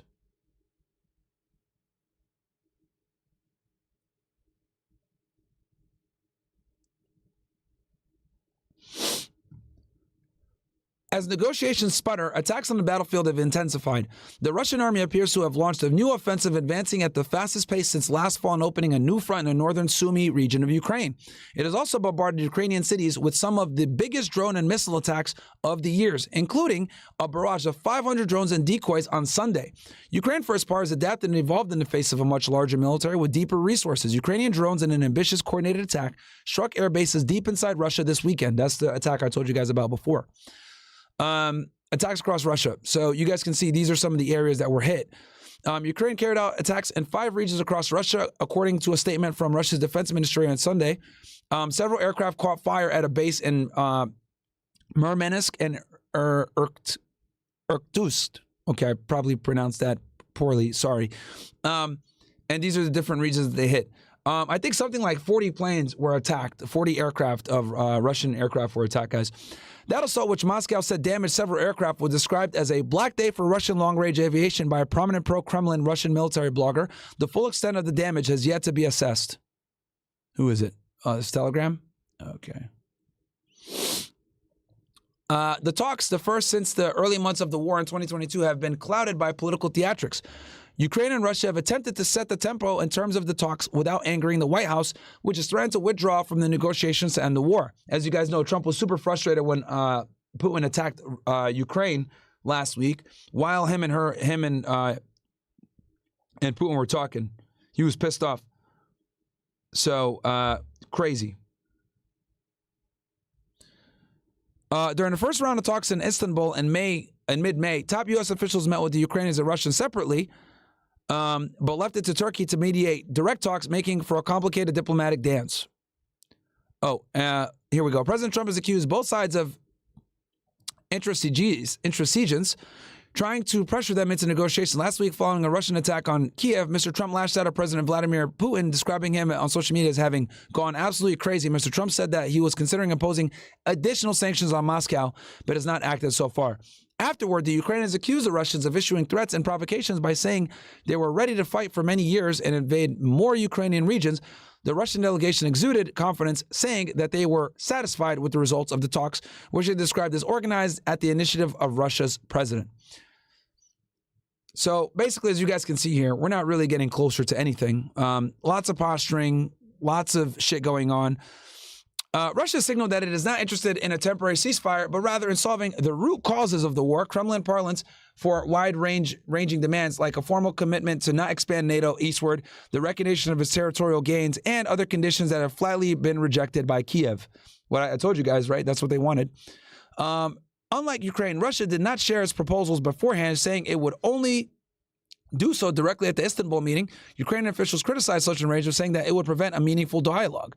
As with the first Istanbul meeting, the composition of the delegations, mostly government officials with limited political leverage, suggested that Monday's discussions would remain technical in nature. The previous meeting yielded a large prisoner exchange, but little else.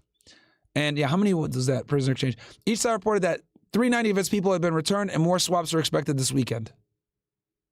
Yeah, that was good that they were able to get that negotiation with hostages done. Let's see. We'll finish off the article. Mr. Zelensky approved a 14-member delegation led by Ukrainian Defense Minister Rustem Umerev, including senior government officials and deputy heads of branches of Ukraine's military and security services.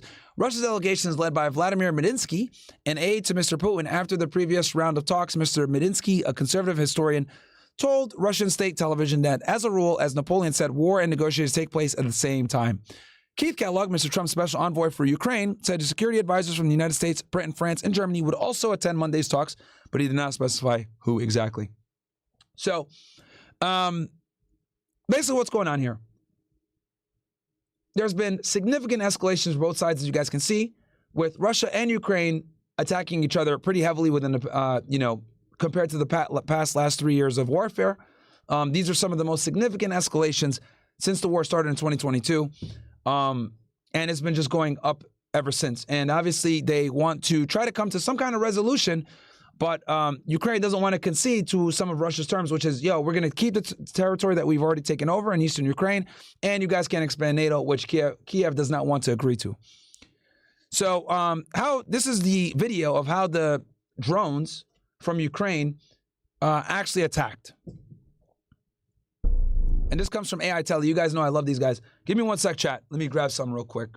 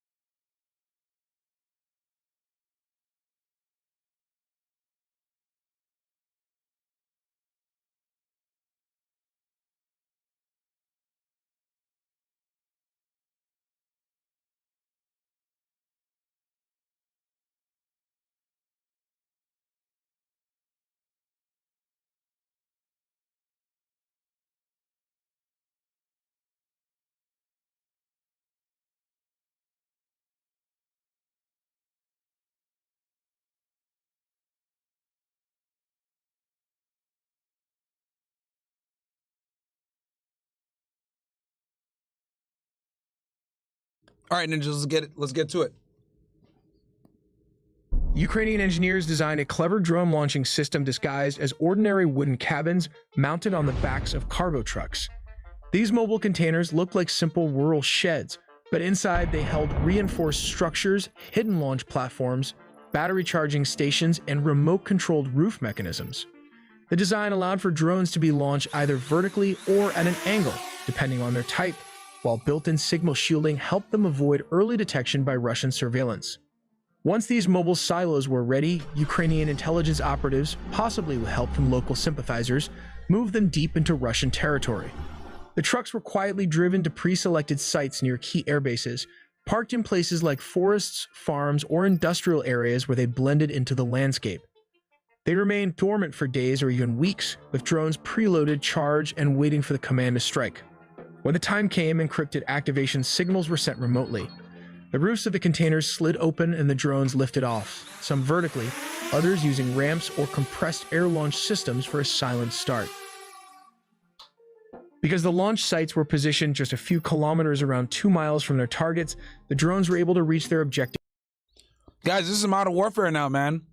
Fucking drones everywhere, man. Isn't it wild to see how warfare has changed so significantly? It went from like trench warfare in World War I to airfare in World War II. Now, it's literally just drones. Absolutely nuts. And if you guys are wondering, I'm eating some dried mangoes here and some Quest protein chips, as you guys know. Quickly, leaving little time for Russian defenses to react. Operators guided them in real time using live video feeds, steering the drones with precision toward parked aircraft, fuel depots, and radar installations. Many of the drones carried high explosive or shaped charge warheads designed to pierce aircraft fuselages or ignite fuel stores. Some exploded on impact, while others used delayed fuses to cause maximum damage after reaching their targets. The operation was more than just a tactical win. It highlighted the growing sophistication of drone warfare and Ukraine's ability to strike deep inside Russian territory. In total, 117 drones were launched in a highly coordinated attack that hit at least 5 major airbases. Among the targets were strategic bombers, including aircraft Russia no longer manufactures, making their loss even more significant. These are the area where Ukraine struck 34% of Russia's strategic bomber fleet. Ukraine targeted strategic nuclear bombers at the Belaya Air Base in Siberia. Other key military installations also came under attack, including the Ivanovo Air Base northeast of Moscow and the Dyagilevo Air Base south of the capital. A massive explosion rocked the Arctic city of Severomorsk, home to Russia's largest fleet of nuclear submarines. Ukraine also struck the Olenya Guba naval base in the Murmansk region. Reaching as far as Siberia, the operation inflicted serious damage, reportedly destroying or disabling a significant portion of Russia's strategic bomber fleet. The strike marked a turning point, not only in the conflict itself, but in the evolution of drone warfare on the modern battlefield. Among the high-priority targets were the Tu-95 and Tu-22 strategic bombers, aircraft frequently used by Russia to launch cruise missile attacks deep into Ukrainian territory. The A-50 airborne early warning and control aircraft, vital for coordinating Russian air operations and detecting incoming threats, were also targeted. According to Ukrainian sources, the impact of the strike was substantial. More than 40 aircraft were reportedly hit. While some were completely destroyed in the explosions, others suffered significant damage, rendering them inoperable for extended periods. There are reports suggesting that Ukraine may have been using fiber optic control systems, which are immune to electronic warfare jamming. At the front of the drone is a camera with an RPG warhead positioned just below it. The warhead is flanked by 2 batteries located here and 4 propellers. However, the drone has a downside. The added weight with the fiber optic reduces its flight time to just 15 to 20 minutes and its range is limited to only 1 mile or less. This when compared to a standard drone without fiber optic, it travels more than 5 miles, which translates to around 10 kilometers. To understand how Ukraine launched these FPV drones, let's take a look at how they are made. First, we have the carbon fiber frame, which provides a lightweight yet strong structure. The frame is designed to withstand the stresses of high-speed flight and collisions. Next, you'll notice the 4 propellers, each connected to its corresponding motor. These propellers are strategically designed with opposite angles to ensure smooth and balanced flight. This counter-rotation helps the drone maintain stability and agility during flight. All of this advanced technology requires a central processor, or what can be considered the brain of the drone. This role is played by the thin motherboard placed here, As you can see, these are not covered, which helps in reducing weight. It manages all the flight operations, processes data from sensors, and translates commands from the remote control into action. Moving to the back of the drone, we find the cables that connect the motherboard to the power supply, which is provided by the battery. The battery is one of the heaviest components of the drone due to its energy density. Depending on its size and capacity, the battery can power the drone for anywhere between 20 to 30 minutes. Next, let's move to the propellers and motors also need power and precise instructions to function correctly. They are connected through a series of cables located here.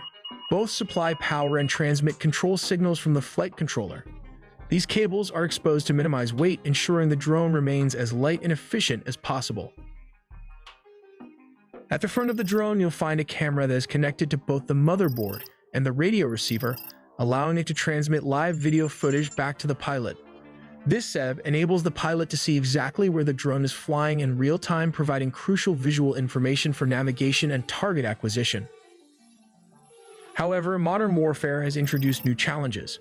For instance, Russian forces are increasingly utilizing electronic warfare systems. These systems work by jamming the radio signals between the drone and its pilot, effectively disrupting communication and control. When this happens, the pilot loses the ability to see and control the drone, which can lead to mission failure. To counter these tactics, the Ukrainians have developed an effective solution, deploying an additional drone to act as a signal enhancer. This secondary drone strengthens the connection between the primary drone and the pilot, ensuring a stable link even in the presence of electronic interference. By boosting the signal, this method helps to neutralize the impact of the enemy's electronic warfare units. With this enhanced connection, the pilot regains control and can continue to maneuver the drone toward its designated target, maintaining operational effectiveness despite the enemy's attempts to jam communications. Finally, we have the warhead located here at the bottom. This particular weapon is an RPG or in full-form rocket-propelled grenade. If we take a closer look inside, we can find the piezoelectric trigger. This trigger mechanism is housed within the RPG warhead and features an air-filled cavity with a conical liner. However, this trigger might not function as intended if the drone is moving too slowly or if it strikes a solid mass, like a tank not in full force. In such cases, the piezoelectric trigger may fail to activate. To address this, an additional trigger mechanism has been installed at the front of the warhead to ensure it detonates on impact either manually by the operator. Let's examine this warhead more closely. At the front, you'll find the piezoelectric trigger. The piezoelectric trigger is a device that generates a voltage when subjected to deformation, exploiting the piezoelectric effect. Its purpose is to measure changes in pressure, acceleration, temperature, strain, or force by converting these changes into an electrical charge. Just behind it, there is an air-filled cavity and a conical liner. This explosive is intentionally inverted, and this configuration is designed to create a high-velocity jet of heat. This jet is meant to penetrate lightly armored vehicles or in some cases can even damage a main battle tank. Once the booster propels the rocket out of the tube, the fins on the rocket open up to stabilize its flight path for its intended target. Remember the warhead or grenade we talked about earlier? This is how it works. It first hits the piezoelectric trigger, which activates the detonator. The warhead, along with this conical liner, converges to create a jet of steel and heat ready to penetrate a steel armor plate or vehicle. The drone can also be equipped with different types of ammunition. One option is the shotgun effect, where the blast scatters shrapnel over a wide area, increasing the chances of hitting enemy soldiers. This mechanism can be manually triggered by the operator, allowing for greater control and creating a more significant impact on the battlefield. The reason Ukraine took out these strategic nuclear bombers because they have been wreaking havoc. Let's take a look at how they might work. The three planes can work together as nuclear and attack aircraft. In Stage 1, the Tu-22M can sweep in and target enemies using Kh-22 or 32 long-range supersonic anti-shipping cruise missiles or the Kinzhal, specifically designed to engage U.S. Navy supercarriers. Meanwhile, the Tupolev Tu-95 can be positioned as a command and control center, while also striking less defended infrastructures like the usual communication towers. This slows down the enemy response in the battlefield. Finally, the Tu-160 Blackjack, also known as the White Swan, would launch cruise missiles once in range. These missiles would travel low and slow under enemy radar to reach their targets. This tactic is typical for all bombers in a nuclear war scenario. The Tu-160 can open its weapon bay doors and release nuclear cruise missiles one after another. These cruise missiles deploy their wings when dropped, and it can fly towards their targets, creating a nuclear explosion upon impact. However, the aftermath... So that's a big deal that Ukraine took out some of Russia's nuclear-capable aircraft. Big fucking deal. Of such an attack can cause a nuclear fallout. When a nuclear weapon detonates, dust mixed with radioactive fission products are drawn into the detonation's radius, even spreading towards the attacker's own country and people. This nuclear dust can spread all through Europe, Russia, China, and even the rest of Asia if this happens to explode midair. This creates a situation where nobody wins, as it affects a lot of people, including those who initiated the attack. Do check out our original animated video on anti-aircraft gun like the M2 Browning, how to fire at an enemy aircraft, and the ZU-23 and how to operate them. So stay subscribed to not miss a beat. All right, let's see here. President Trump. 4 days ago? Okay, let's see here. So it seems like there might be a new ceasefire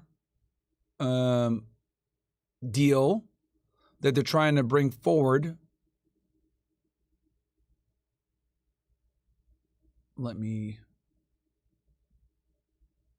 Meanwhile, the U.S. government is awaiting a response from Hamas to a U.S. ceasefire plan in Israel, which the Israeli government has already accepted. Fox's Alex Hogan has the story. A proposal on the table to pause the war in Gaza. They're very close to an agreement on Gaza, and we'll let you know about it during the day or maybe tomorrow, and we have a chance of that. Today, Hamas says it's reviewing the plan, one it argues would create a continuation of violence. Sully says, hey, bro, do you think or know about the meeting with the CEO of BlackRock and Mexico's president that happened last year? Didn't hear about it. Leon Phelps says, don't know if you touched on this yesterday, but have you spoken on the attempted assassination on Putin by NATO? Yes, I did. A couple days ago, last week, I think. Rather than a period of de-escalation, the White House announced Thursday Israel had accepted the terms laid out by U.S. envoy Steve Witkoff. The current proposal would include a 60-day ceasefire and release 10 living hostages as well as the remains of 18 dead hostages. Israel would release more than 1,200 Palestinian detainees in prison. 1,200, bro. Wow. Along with the bodies of 180 Palestinians. 58 hostages remain in Gaza. 23 are believed to still be alive. Families in Israel gathered in Tel Aviv this week to mark 600 days of war. Yep, they're pissed off at Netanyahu. He's not doing enough to get him back, and he could have got him back on October 10th. I talked about this. Until a deal is reached, the war drags on. Today, Palestinians ran for cover after this Israeli strike in Gaza City. The Gaza Humanitarian Foundation, a private nonprofit, says it delivered more than 2 million meals in the last several days. The Red Cross argues aid shipments are insufficient, calling the humanitarian situation beyond catastrophic. And European leaders are voicing stronger criticism. Today, French President Emmanuel Macron warned France will toughen its stance on Israel if a better solution is not found quickly. Demand respect for human rights, which is not what has been happening today. Yeah, they don't give a fuck, bro. And apply sanctions. And Germany's foreign minister warned the country will decide whether or not to approve future weapons shipments to Israel based on the humanitarian situation in Gaza. In London, Alex Hogan, Fox News. All right, hold on one A second. lot to discuss here, including a potential ceasefire deal. All right, hold on one sec, chat. Meanwhile, the U.S. government... One of my guys is saying that Soliman's running a space on another drone attack. Let's see here what happened. And apparently there was another deal that's been rejected. I see here Kyle Kulinski says that, let's see, Israel rejects Hamas offer. I don't know how true. Okay, let's go ahead real quick to... let me see. Let me go to Soliman real fast. What they're doing in this space. Bear with me, chat. All right, let's see. Show more.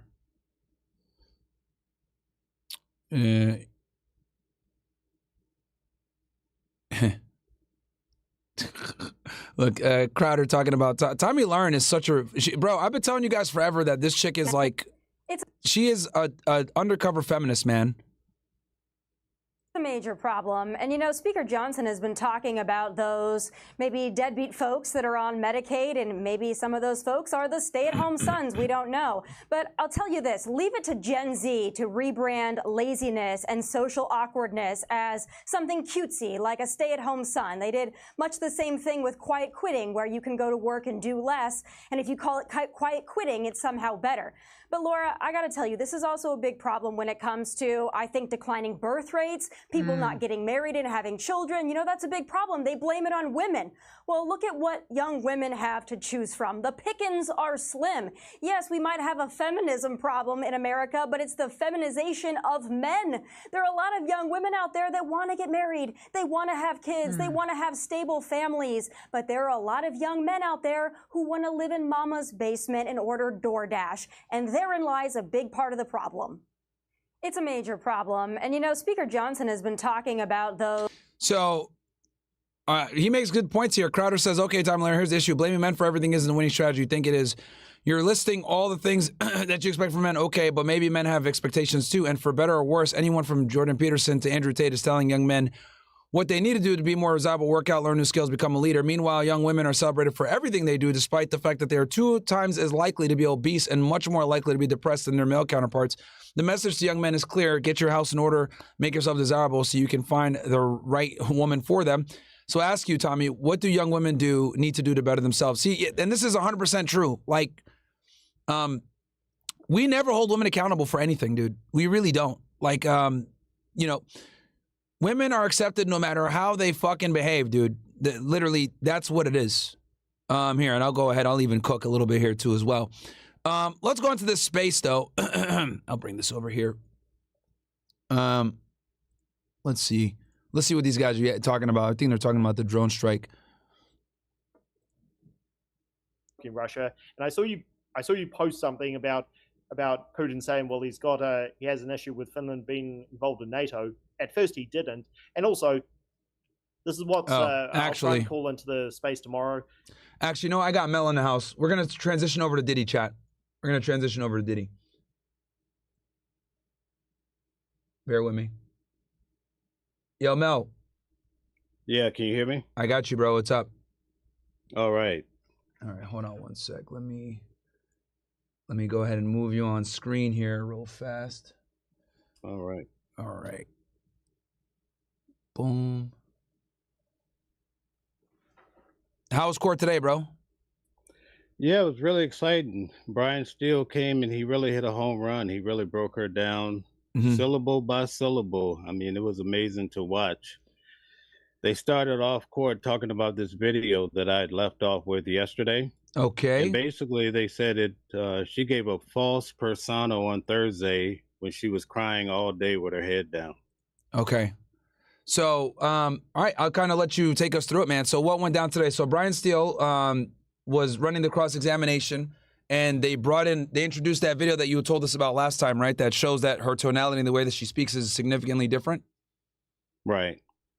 And so the exact words that they use is that she's given a completely different persona than what we saw on Thursday with her crying, having her head down. It almost seems like it was by design, because at the very end of the trial today, the prosecutor says, now, why do you keep your head down when you're talking about Diddy?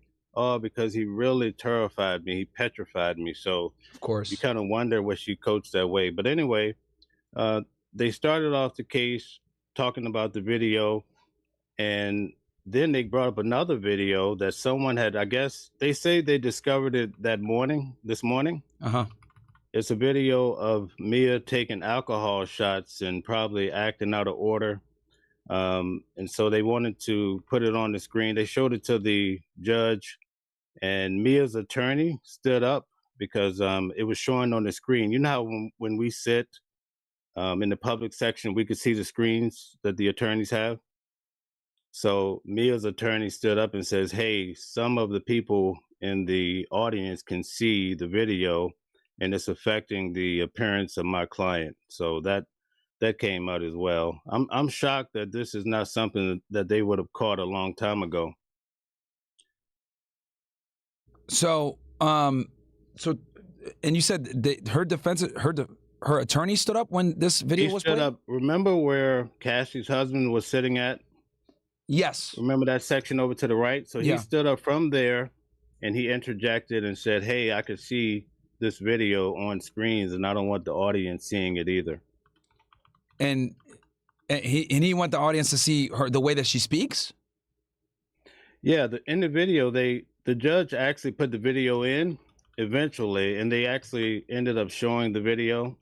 And basically, she's just talking in that different voice than what we heard on Thursday. She's so jolly. She loves Diddy like Diddy is a god. You see what I'm saying? So, so it's a stark contrast from her testimony, how she's in there shy, timid, staring at the floor. But when they showed this video of her talking about Diddy, she's over here talking, you know, happy, joyful, etc. And it contradicts her saying that Diddy told her to speak that way. Is that why they showed? I'm guessing. Right. Exactly. Okay. Because she tried to claim that she's so shy and timid like that because of Diddy. Yeah, because of all the abuse that she endured. And then Brian Steele shows a video of her speaking cheerfully about him. Right, exactly. For his 44th birthday party, his 44th birthday party. Okay. Now, go ahead. Brian Steele brought out that she was let go from Diddy's company for alcohol abuse. I mean, he framed it as a question, but it was for alcohol abuse. And also, she was late to work repeatedly. So it wasn't just all about this whole Diddy situation. In fact, she never really brought up any abuse when she was let go. Okay. When she, and this was how many years ago? 2017.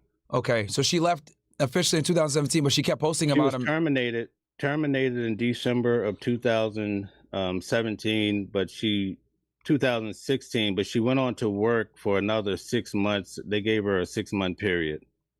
Okay, so she was done in 2016, end of 2016, then she worked for another 6 months, so about like mid 2017 she was gone. Right. Okay. All right, so what else happened with cross-examination? So the judge, he really had what I would call an attitude toward the defense today.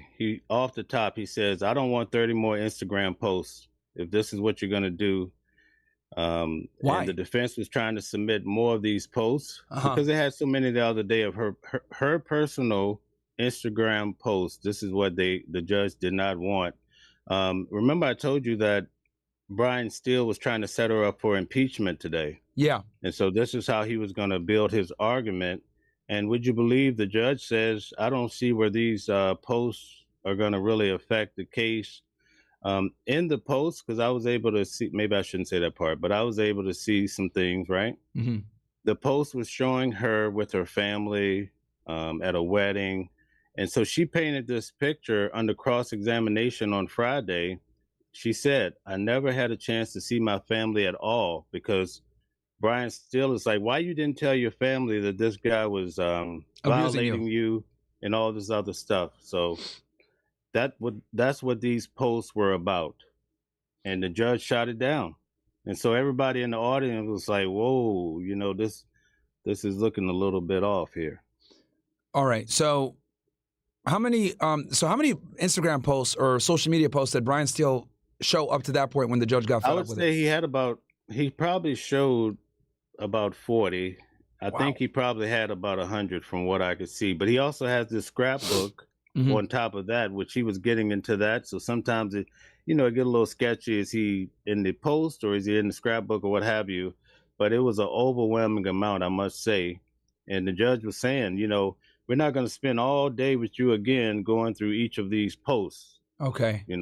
Yeah, so that's what it was about. Did the judge feel like it was beating a dead horse at that point? Because he would show a post that contradicts her testimony, basically, hey, you hate Diddy or he abused you, but why are you praising him here? Okay, here. Praising him, yeah. Okay. But for this particular, it was because then Brian Steele came back and says, listen, the reason why I want to show these, 30 items is because it's going to show that she told us she could not contact her family. Basically, Diddy would not let her go so she could report, say, hey, this guy's abusing me.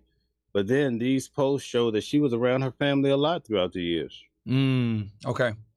Okay. Did he at least get to show that? I'm assuming he got to show that one since you're talking about it. No, he shut it down. So you The saw judge it. shut it down. Yeah. Oh, that's what. He only showed the video of the birthday party that I started off with. Okay, so he was able to play that in full. Yeah. Yeah. The judge told Brian Steele, you can get to your objective with her by asking her, did you go to these events? And I think she kind of saw it telegraphed, because when he was asking her, her story changed, and now she's saying, yeah, I did go to 2 weddings. Oh, I did go to a birthday party. You know, she's in there trying to placate the situation. Okay. So up to this point, or at this point right now, you're saying that Brian Steele showed maybe 40 Instagram posts. And the reason why this is important is because Mia, this star witness who don't know her, well, I know her real name, but the government's been trying to keep her real identity out. She was an aide for Diddy for a very long time. And obviously, is it still Comey that's doing, Comey did the whole direct on her, right? Yeah, today we have a different individual.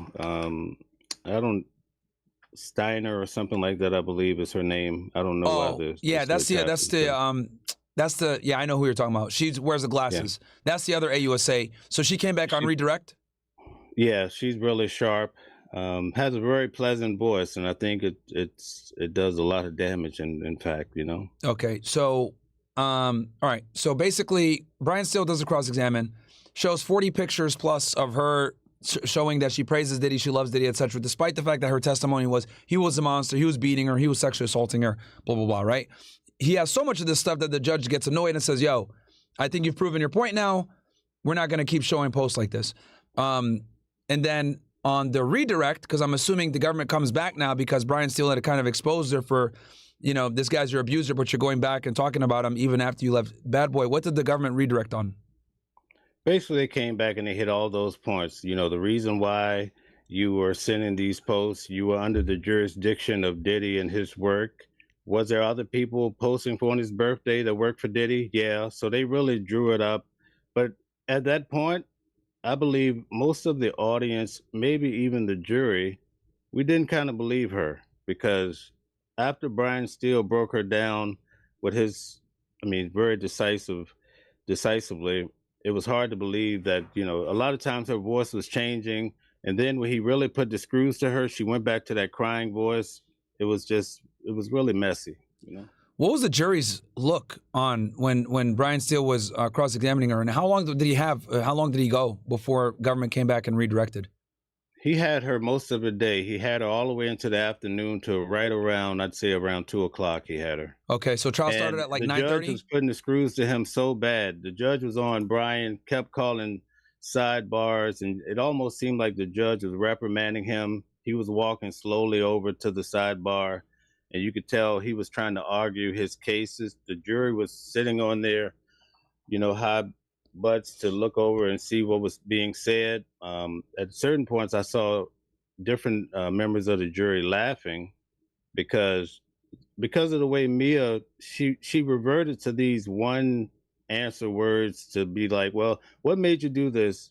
He was just so bad. You know, she just kept it was so bad. You know, that's how it came across. Okay. That she was making things up.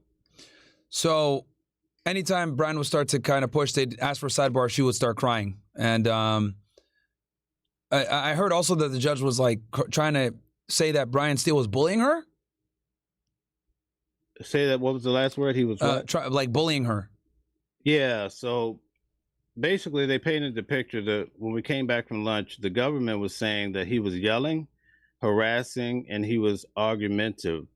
And so in the audience, we started looking at each other again, like, this guy has not been doing that at all. He's never yelled. He's not being argumentative. You know, we can't really talk, but people are writing notes to each other. Yeah. Well, the judge comes back and says he did not see any yelling.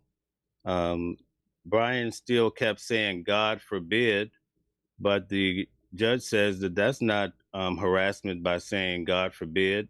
And he wasn't being argumentative just by asking her questions to try to get to the truth of the matter. Yeah. And obviously that's Diddy's right too, to face his accuser. So, I mean, what the fuck are they complaining about that for? So, okay. So can I tell you? Yeah, okay, go ahead. No, you go ahead. What do you want to say? As far as the video go, when you were in court, they had Piazza. He's the expert that's going to talk about the video. So Where's he about from? the time. Piazza is the expert for the video that happened at the Intercontinental Hotel. Remember, the original video went missing, kind of like the fingerprint cards. Okay. The only way they have that video is because the security worker who is currently a police officer, Flores, right? Yeah, he saved it. Israel Flores. Yep. He took a picture of the original video with his cell phone so that he could take it home and show it to his wife. Yep, I remember that. Okay, so that video then went to CNN. CNN sped the video up, and that created a new problem. So the defense was arguing that in the video that CNN provided that most people saw, they sped Diddy up running down the hall 30 times faster. So it makes him seem like he's bigger, and he's also running toward her when in actuality, and so they're saying the original video that came from a cell phone, that there's nothing wrong with that. So they were arguing they do not want Piazza to come in with his updated video where he tried to fix it, because they said on the cell phone video, he changed the aspect ratio and also the lighting just to show the mirror in the back and all this, but it still changes the original video. So that was the argument. So the defense doesn't want the guy to come in with the original video? No. But wouldn't they want to? Because no, not with his updated video. He took the original and he sped it up. He also changed the aspect ratio. But they want to use the video that came from the cell phone of Israel Flores. Because it's not sped up. It's right. It's the closest to the original as possible, versus they want to bring this Piazza guy in with an edited version of why the fuck would the prosecution want that though? Not sure. That's an interesting point. Okay. So anyway, with Steele, so this girl. So let me answer that. So their explanation is that, remember when we're sitting in court, they show the video. There's a mirror in the back on the wall.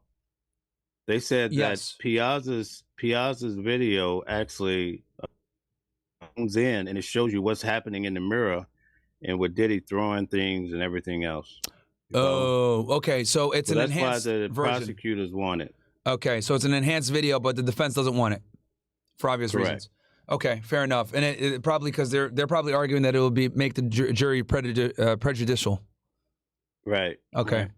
Fair. So we come back from lunch. And this guy, he looks like a big Mexican tall guy. His name is Mr. Garcia, and he requested immunity. Not sure where he worked or what his role was. He just came in, just like, remember, I think it was David James that came in the same way right around lunchtime, and he asked for immunity. So they gave him immunity as long as he tells the truth. His name is Eddie Garcia, so he'll take the stand first thing in the morning. Okay, what's his relevance, this guy? Well, I'll give you an idea. They brought on a lady today. Let's see if I can get her name for you. But she worked at the hotel, and she does the reservations. So she broke down, after Mia left the stage, she came on, and she broke down. Her name was Sylvia Oken. She's worked at the Beverly Hills Motel for 17 years. And she's the area director, sales and marketing person for the hotel. So she wanted to break down that basically Diddy had various aliases over the years. It was one named Philip Hines. Okay. Now, that was his current name. But she said the way the system worked is that when you currently print it, it'll only print for the entire, like Diddy's been going there, I think she said for like 10 years or something. It'll only print the current name, but she said he used various aliases like Frank Black. Yep. Frank, White, Frank White, or what have you, the same names that he used previously. So she. Go ahead. I'll let you finish what you're going to say. So Jules is remember I told you on Friday, Jules is the sex worker that they're trying to substantiate. That's their main sex worker. They flew him from New York to LA. So now they're trying to tie down the screws and the bolts to Jules. They're trying to prove this sex trafficking. Okay. So let me just understand this real quick, because you threw a lot out there. First, let's do Steele, then we'll get into this other stuff. So with Steele, cross-examines, he goes from 9:30 to roughly 2 p.m. He's showing exhibits that contradict her prior testimony that Diddy was abusing her, using her Instagram and her social media posts praising Diddy. The judge gets fed up with it. Hey, you've been showing the same thing. This is getting redundant at this point. I think you've made your point. They call multiple sidebars because when Brian Steele is pressing her, she starts crying and stuff like that. And also Brian Steele shows a video that depicts how she actually speaks and how joyful and, you know, happy she is whenever she talks about Diddy, which is completely contrary to the testimony she gives where she's sitting there with her head down, low voice, coming off as a victim because she's claiming that's how she felt under Diddy. But the reality is Brian Steele shows this video showing that she's happy and energetic and all this other stuff, which, you know, obviously showed that to show that she's not, she's probably lying. Now, and then the government came in and redirected and basically said, oh no, she really is abused by Diddy, whatever it is. Did anything else happen after that or? Yeah, so let me tell you what happened. With Steele. It starts last week. To keep it simple, I'll try to keep it simple. Last week, she said that when they were on vacation, she wanted to run away, but Diddy had her passport. Yep. Right? So she painted a picture like he had her locked in. She couldn't get back over the border. Well, today, Brian Steele systematically broke her down. He pulled out her resume. She confirmed that it was hers. And he went to the maybe line 9 of the resume. And one of the roles that she had was kept people's documents, passports, and she worked with Mike Myers. Bro, he cooked her slow, man. I'm telling you. Oh, wow. Yeah, so now. So he said, how the fuck is he holding your passport when that's your fucking job? That's your job. Oh, wow. Bro, crazy, right? Brian Steele's good, man. Wow. Yo, check this out. You ready for this one? Yeah. Remember when she first came on the stand, she talked about how she worked for 24 hours, and on a good day, she could get 4 hours of sleep, and on a bad day, 2 hours, right? On her resume, she said that she was very comfortable with working 24/7 roles. Bro, it's on the resume. He was cooking her. Wow. And you could see her demeanor changing. It's almost like a person that's got caught. You know, that's how it went down. Wow. Okay. So, wow. Okay. So what was the jury's face like during all of this? Like, do you think he completely destroyed her? Like, do you think she's out of here now, Mia, as far as the witness goes? Mia is finished. Okay. I don't think anybody could really take her seriously at this point. That's huge. They showed, remember I told you she was terminated basically in 2016. She ended it in 2017. So let me just give your audience just a little purview of what happened. This is her emails to Diddy or her text messages, what have you. Yep. Christmas 2018. Merry Christmas. I love you so much to Diddy. Right? 2018, 2019, the Happy New Year. She says, she says, always so much love you, Diddy. January the 15th, 2019, just thinking about you every day. And she says, I had a nightmare that I was in the elevator with R. Kelly and you came and saved me. Wow. Love you so much. Bro, cooking her. And this is crazy because this is years after she left. She left in mid-2017, right? Yeah. And she's sending this shit to him years later. So, wow. Okay. So basically, from what I'm getting from you, Mel, Brian Steele single-handedly destroyed probably the government's top witness in this case. Yeah, let me show you how he blew her away, though, right? So after she makes this statement, Brian says, you mean the person that violated you, you sent him this message that he was your savior, the guy who violated you. Bro, was cooking. Bro, she ready for Thanksgiving this year already. Wow. Okay. He's on a high level. He's on a high level, man. And the reason why this is so important, and I want to really explain this to the audience more, you already know this from being in a courtroom. Yes, sir. You guys, just the fact that, number one, the lead AUSA, Comey, did the direct examination. Right. They took painstaking effort to keep her identity hidden. They took painstaking effort to escort her into the room and make sure that, you know, the artist can't even draw a picture of her. They took effort to not allow journalists to publish her name or take pictures or any of this other stuff. So the reason, the fact that they took all these measures to ensure that she would testify, because I guarantee you, she said, I'm not going to testify, I'm not going to testify. The government had to make these concessions for her to testify. That tells me, the fact that they bent over backwards to protect their identity the way that they're doing, that tells me that she was probably their top witness. Because, you know, she had the abuse, she had the sexual assault, she worked for Diddy for so long, so the government's probably looking at her as like, okay, this is going to be our star witness outside of Cassie, because if I'm not mistaken, this woman doesn't have a lawsuit out yet, right? Oh, that came out today. She has a lawsuit in the works. Oh man, Bro, it fell apart, I'm trying to tell you.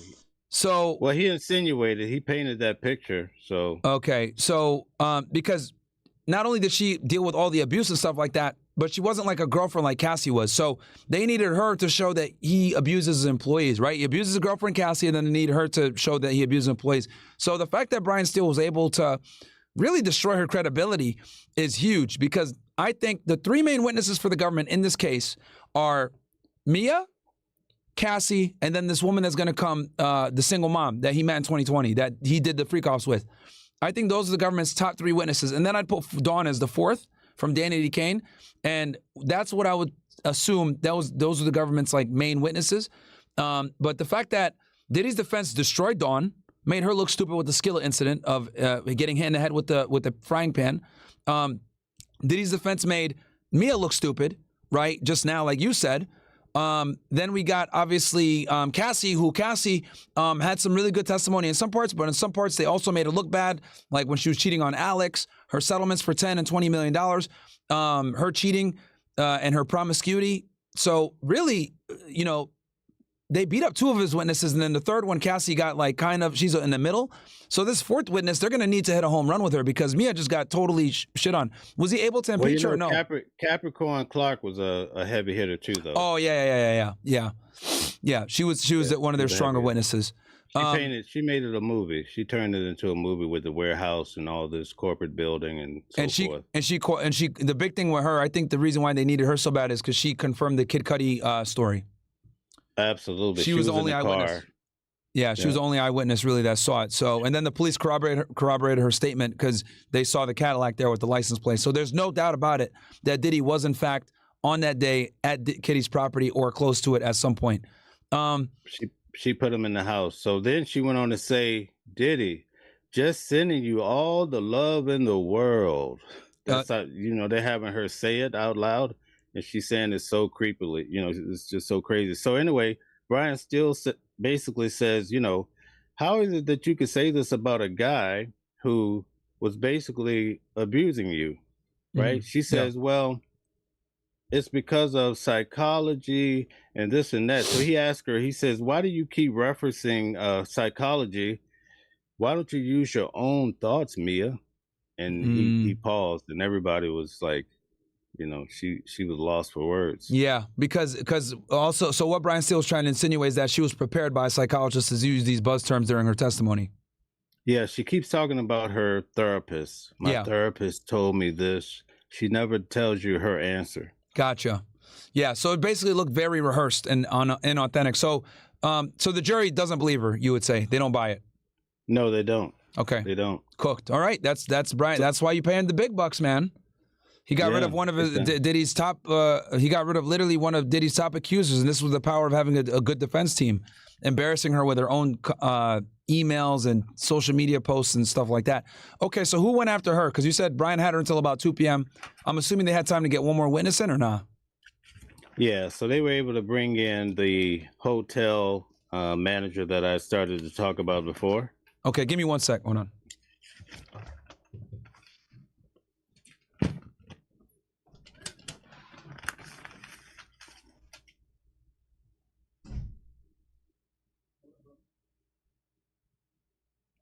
Hey, Sal, I'm on live. I'll hit you right back. I'm on live. I'll hit you right. I'm on live. I'll hit you right back. All right, thanks. All right.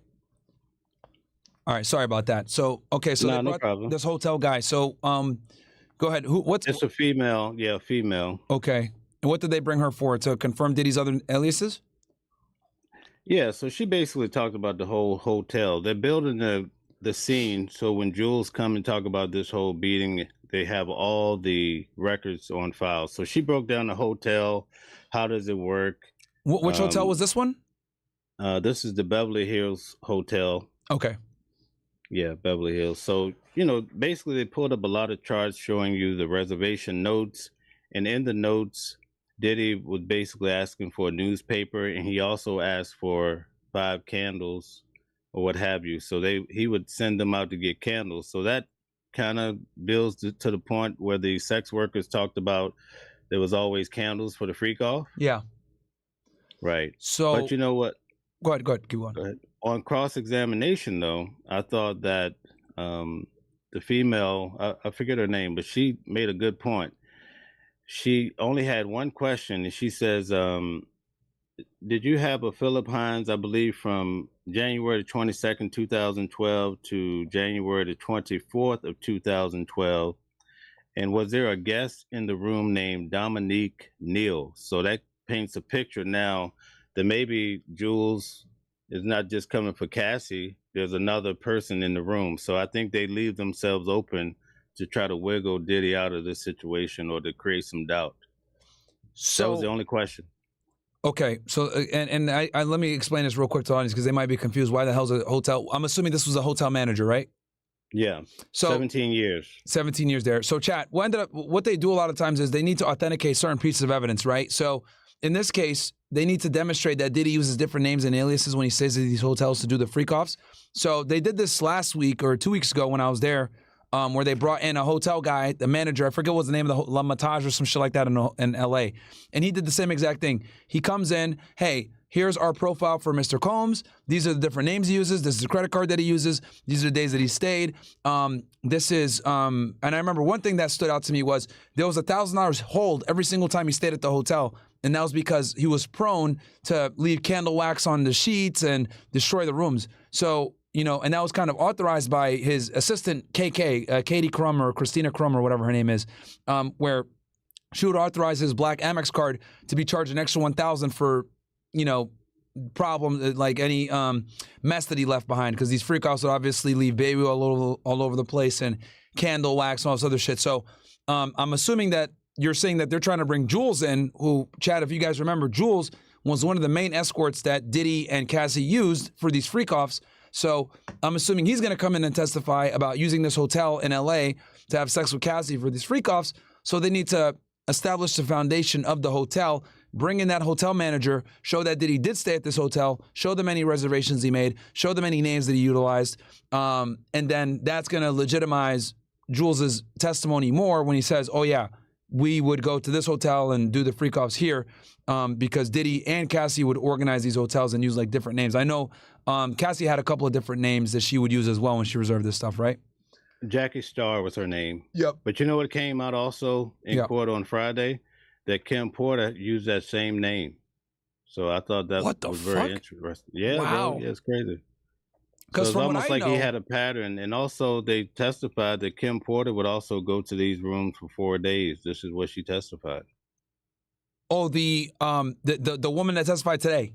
Yeah, Mia. She testified that sometimes Kim Porter would go to, and she would use that same alias as Cassie, Jackie Starr. Did Kim Porter do the freak-offs too? Because this is the first. They didn't say that. Say that, but they kind of, I guess, because she died, they wanted to let her have peace, you know. Damn. Okay. But let me here's one. I have another short 8, but I just want to tell you this here. What he did a good job of breaking down is that she kept all these photos on her Instagram, the scrapbook. She put all these photos together, and he walked her through. You mean when you had this incident at Prince's house where, you know, you build it out like a movie, and Diddy goes out in the yard, he catches Cassie, beat her down. You have any pictures of that? Any notes of that? You have any witnesses of that? And he walked through all these scenarios that she told us about, and she has no pictures, no proof, no nothing. Wow. So he did a good job with her. Well, and you know, the other thing too is with the whole Prince situation, I didn't even know Mia was there. I thought it was Carrie Morgan that was there with her when that whole Prince thing happened. Yeah, no, it came out in court, yeah. Okay. Yeah. Anything else that we missed? So basically, it was Brian Steele on cross-examination all day, and then this hotel manager. And the hotel manager, typically they don't hit them with much on cross-examination because like they're just there to testify to the documents. So it's like it's all matter of fact. So you said the defense only asked one question, and that was about what did they ask? Yeah, they basically just asked her about this other individual that was in the room because there's a guest list for each room. Yeah. And you have this person named Dominique. There you go. That's also Neil that's in the room. So that leaves a window that maybe this person is doing freak. You know what I'm saying? That something else is going on other than Cassie and Diddy having freak offs. Okay. Okay, so they did that to kind of put in there. They're going to track jewels coming from New York over state lines to L.A., but there's another person in the room. So maybe they have this argument that's going to really set Diddy free or create enough doubt that he might be able to get over it. You see what I'm saying? Yeah, no, I definitely see. All right, well, I guess, and then tomorrow you said who's gonna testify tomorrow? You said some guy who's getting immunity? Yeah, his name is Eddie Garcia. He walked in, Spanish fella, really big. He looked like he was terrified, but I'm like, well, what did he do that he needs immunity? That's what I was gonna say. We're gonna find out in the morning, and I'll come back and tell you all about it. Okay, he's got to be a co-conspirator with Diddy then if he's getting immunity. All right, cool, man. Yo, and congrats on Law and Crime earlier today. I don't know where you said the video is gonna come out sometime soon. Yeah, they released it already. I'll send it to you. It came out nice, man. All right, I'll check it out. And then me and you will talk on the side about the other stuff. But no, okay. Man, I appreciate it, bro, and I'll see you. She told me she's gonna be reaching out to you, so keep your phones, clear. Okay, we'll do. And I'm thinking about coming out there next week, bro. Honestly. All right, I got you, brother. Come on through. All right, man. Take it easy, Mel. And guys, go check him out. Oh yeah, Watching the World 777 on That's YouTube. What I wanted to say. All right, go check him out, guys. Thanks, Mel. Right. I'll catch you, bro. Yep. Later. All right, bye. All right. Okay, ninjas. Give me 1 sec. Get this camera back on. All right. WML, man. WML. As you guys know, obviously, he's there in the courtroom every day, and he's helping with, getting this content out to you ninjas. So very, very, very, very helpful. We're getting this stuff out to y'all. Let's see here. Let's see. And guys, yeah, we do have Fresh and Fit today. We got a Money Monday. We're going to do top 5 business credit cards. Okay. I think I might end the show here, guys. I really want to go work out. So I might just go ahead and end it here for you ninjas. And you know what? Let's go ahead and do this because I wanted to kind of reach, where was this? I was on Kolinsky's channel here. He says Israel rejects Hamas offer to step down. All right, y'all. So we'll watch this real quick. It's 20 minutes. We're not going to watch the full thing. But let's go ahead and see what he says here because I did not hear about this news. And then I'm going to go ahead and hit the gym. And then we got Money Monday on later on, 8:30, I think. All right, y'all. So I have some huge updates coming out of Gaza. Let's start with some positive stuff here. So Dropsite News is reporting that Dr. Mohamed Mustafa... Okay, Dropsite News is where he's getting it from. ...recently back from a medical mission to Gaza, is now aboard the Gaza flotilla as it sails to break the Israeli siege. The name of the vessel is Madeleine. He interviews fellow volunteers. So some of the people that are going on the flotilla to Gaza, trying to bring them food and medicine. It includes the actor Liam Cunningham. Now, for those of you who don't know, Liam Cunningham played the character. Oh, yeah, and Greta Thunberg, a bunch of them are doing that, actually. I heard about this. Davos Seaworth in Game of Thrones. He was the hand to the king Stannis Baratheon. He was a character that everybody loved in Game of Thrones, and now he's going on this flotilla to Gaza trying to break the siege. By the way, some weird irony here about how the fictional world is now becoming the real world. He actually broke a siege in Game of Thrones. His story was that when Stannis was holding someplace. I forget which place it was. Was it Dragonstone? I don't remember. But he was holding someplace, and they had no food. To Gaza, hopefully, in the next phase. And is this your first mission with the Freedom Flotilla? It's the third time that I'll join them. Greta, tell me, why have you come onto the Freedom Flotilla? What's going on? Why are you here? I'm here because the world cannot be silent bystanders. When there's a live stream genocide going on, everyone who has the opportunity to do something have a moral duty to do so. So that's why we have to keep trying to stand in solidarity with you. And it is an honor for me to be talking to you because you are currently the world's biggest heroes. I know a lot of people, talk and they want celebrities to talk about it and people in positions of power, but the higher your position of power, the more you've got to lose. Hold on, you're putting money above. Hey guys, do me a favor, man. Smash that like button. Let's get to 2,000 likes, man. Giving y'all everything, war coverage, what's going on in Gaza, Diddy case, giving you guys all kinds of updates, the terror bombing in Boulder, Colorado, in detail that no one else can provide. We're diversified over here, baby. So smash that like button, guys. Do me that solid. We're 1,400 likes. Let's get to 2,000. Ethnic cleansing, above war crimes, above above genocide. You need to check your morals. Heroic, man. Heroic. And I know they would say the real heroes are in Gaza, and that's true. But it also takes something special to basically live in Rafah Aid massacre.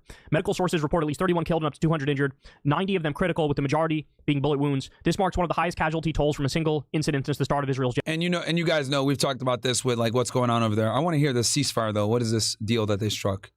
Watch this. So here's this man. He's walking, not bothering anybody. Seems to be kind of a tall guy. And then, yeah, bro, gets blown to pieces. That's Israel for you. Israel blows him to pieces, murders him. Right? That guy was no threat. He had no weapon, nothing. Right? Who was that? Well, this tweet says, this is just so heartbreaking. The man in the video is named Mohamed Al-Farah from Khan Yunis. He is a man with special needs. He was returning to their house as seen in the photo. His sister is Hiba Al-Farah, a chef. When they try to cover their ass, they're lying. This is such a clear lie. They use the food as bait. They wanted starving, innocent Palestinians to show up to get food, water, medical care, etc. And then when they showed up, they opened fire on them. Yeah, this happens all the time. Hamas obviously doesn't like that because they worry that as soon as the captives are released, Israel would start the war again. So that this would end up being just a 7-day ceasefire. But the key difference that I want to highlight is that in the agreement that Hamas made with Witkoff. Okay, so now this guy's the one that's going to talk about the agreement. Let's watch this part. I had to sift through it a little bit here. Fact that we just learned that I'm about to tell you. So Ryan Grimm and Jeremy Scahill of Dropside News reported the following. This is crazy. I'll let Ryan Grimm explain it. Listen to what he's saying here and think about what it actually means. My colleague at Dropsite News, Jeremy Scahill, obtained the agreement that was cut between Hamas and U.S. envoy Steve. Okay, bam. Inside Trump new Gaza ceasefire proposal. And this came out May 29, 2025. Witkoff, and we've published that over at Dropside News. I'm going to need your help with this one a little bit because I'm going to have to use the words Hamas and Gaza and some other things that the algorithm hates. So if you can do what you can to boost it, I appreciate it. I'll even give you a question at the end of this you can answer in the comments.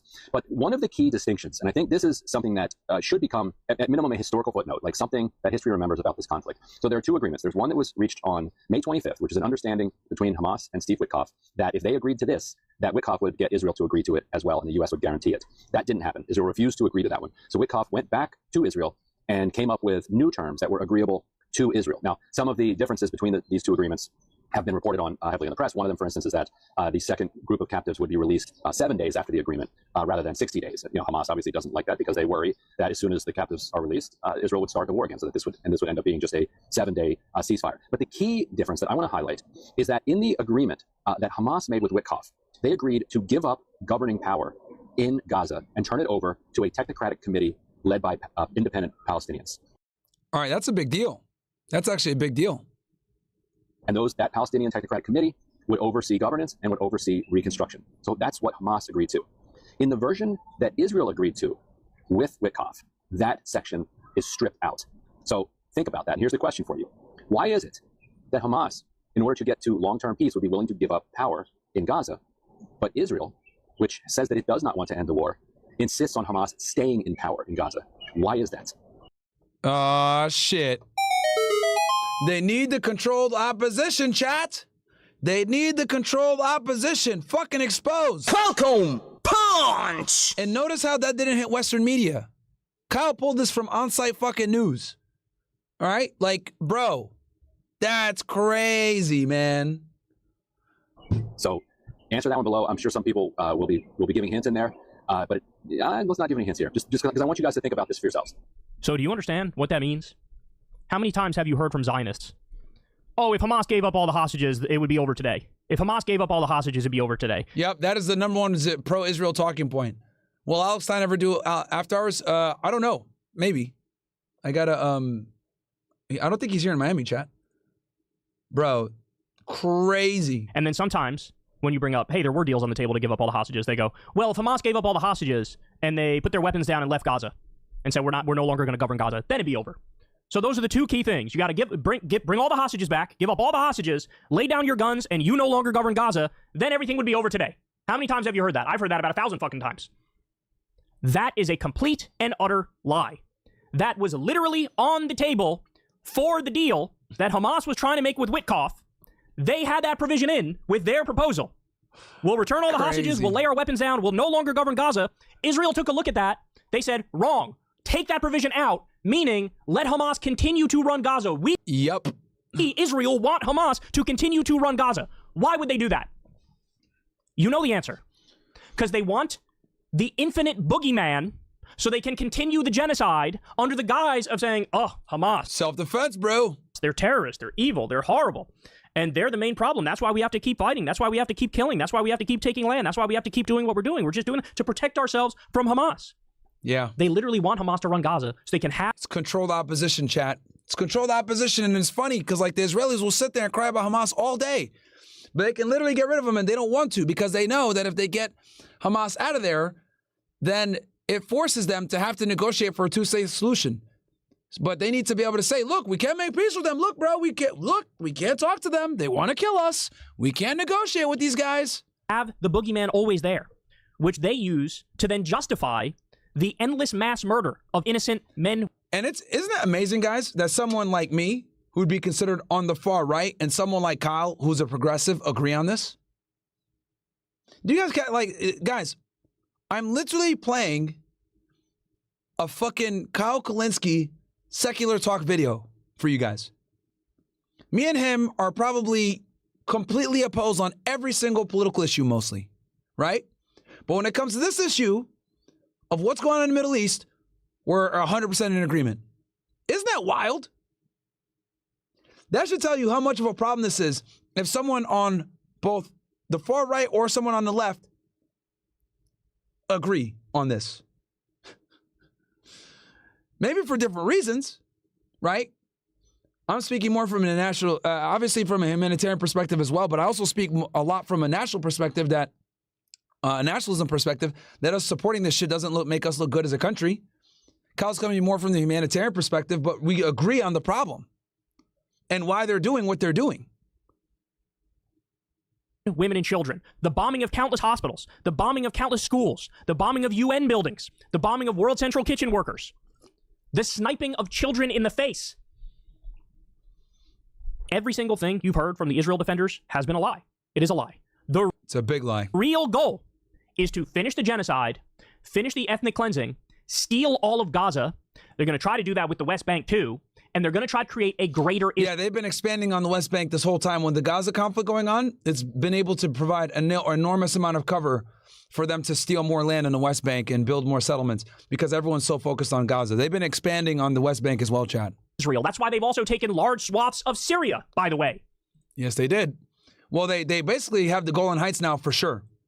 They're trying to create a greater Israel. The point is the genocide. The point is the ethnic cleansing. The point is creating a greater Israel. All the stuff about the hostages and Hamas governing and they got to leave, all of that was bullshit. It was a cover. It was a cover story to give some veneer of seriousness to what they were doing, when in reality, on October 7th, Netanyahu was doing fucking jumping jacks. Netanyahu was doing cartwheels and shit. So finally, now we get to do a genocide. Now we get to do an ethnic cleansing. Now we get to take all the territory. Now I don't have to go to jail. Now the trial's suspended. Now I have all the power. Yeah. Bro was excited as fuck on October 7th, bro. You know that boy was jumping. He was like, yes, yes, finally I can wage war across the Middle East. This is what we've always wanted. Now we get to do it. Now we get to do it under the guise of, bro, we're fighting back against Hamas and they're not going to give up the hostages. Literally in the deal on the table, we'll give you all the hostages. We will get the fuck out of Gaza. We'll no longer govern. And Israel said no. Yeah, bro. I mean, that should tell you everything you need to know. They said no. Bruh.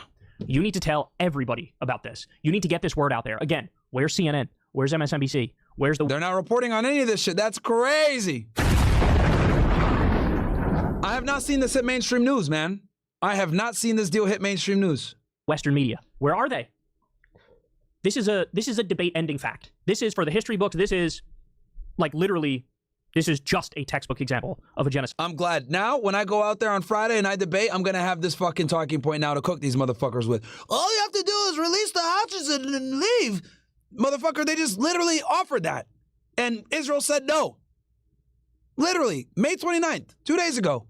They made that offer. Rejected. Oh, man. This is huge. Genocide and an ethnic cleansing and land theft. That's what it is. Israel is an apartheid, ethno-state expansionist project. That's what it is. It is a fascist project. That's what it is. And now there's not even the tiniest shred of plausible denial. Not even fascist. They're an ethno-state, man. They're an ethno-state is what they are. Like, fascism implies some sort of nationalism. It's not even nationalism with them. It's ethnocentrism with them. The whole, we have 2 million Arabs that live in peace with us. That's all. Bro, they do that there for a talking point. Those Arabs are not treated the same. deniability. It is gone. It is gone. And in all of these negotiations between Witkoff and Hamas, and those Arabs are still Jews, FYI. Most of those Arabs are Mizrahi Jews, which we've talked about this before. I told you guys, there's different types of Jewish people. There's Mizrahis, which are Arabs. You got Sephardic, which are like Hispanic. And then you got the, like, from Portugal and Spain. And then you got the Ashkenazis, which is the majority, the European Jews. they're just dragging Hamas along. It's all fake. They know it's all fake. The Israelis are not negotiating in good faith. They've been lying all along. They don't give a fuck about the hostages. They don't care. They don't give a fuck about, oh, Hamas no longer. They want Hamas in power so they can keep murdering people endlessly. Yep. That's what it is. Big fucking news, man. That's huge news. So anyway, not reported on mainstream media. This is a big fucking W to find. I'm definitely going to use this on my next debate on Friday when they try to sit there and say all Hamas has to do is surrender and give the hostages back. We know that's a lie. They literally offered it. We'll give you all the hostages back and renounce power. Israel said no. Israel said no. They need the proverbial boogeyman to justify their behaviors, chat. That's what it is. Anyway, guys, we're going to be doing Fresh and Fit here in a little bit, Money Monday. So make sure to like the video, man. Sub to the channel if you guys haven't already. And then we're going to do after hours after that. And then I'm going to be prepared. I'm thinking we're going to do these debates every Friday. Go out there in Brickell, do these debates for you guys, have the table set up. I think you guys really enjoy that stuff. So I think after hours Monday, Wednesday, and then Friday, debate night, we get out there, have a good time with you guys. Hope you guys enjoyed the show. We covered a bunch today. We covered the Diddy trial updates. Brian Steele destroying the fucking one of the government's main witnesses on Cross. We covered the Russia-Ukraine conflict updates with that, and we covered updates with Gaza and Palestine. So lots of stuff, and we obviously also covered the Boulder terrorist being charged with violations of hate crimes. So with the FBI. So I predict he's probably going to get arrested and picked up by the feds probably on Thursday when he has his next state hearing, as we saw before. But anyway, love you, ninjas. I'll catch you guys back here on Fresh and Fit. Go over there. And Money Monday, top 5 credit cards. And then we have after hours. Love you guys. I'm going to leave you guys with the best song ever. You guys already know what time it is. Every single time, every single crime. Catch you back here in about 30 minutes for Fresh and Fit, niggas. Love y'all.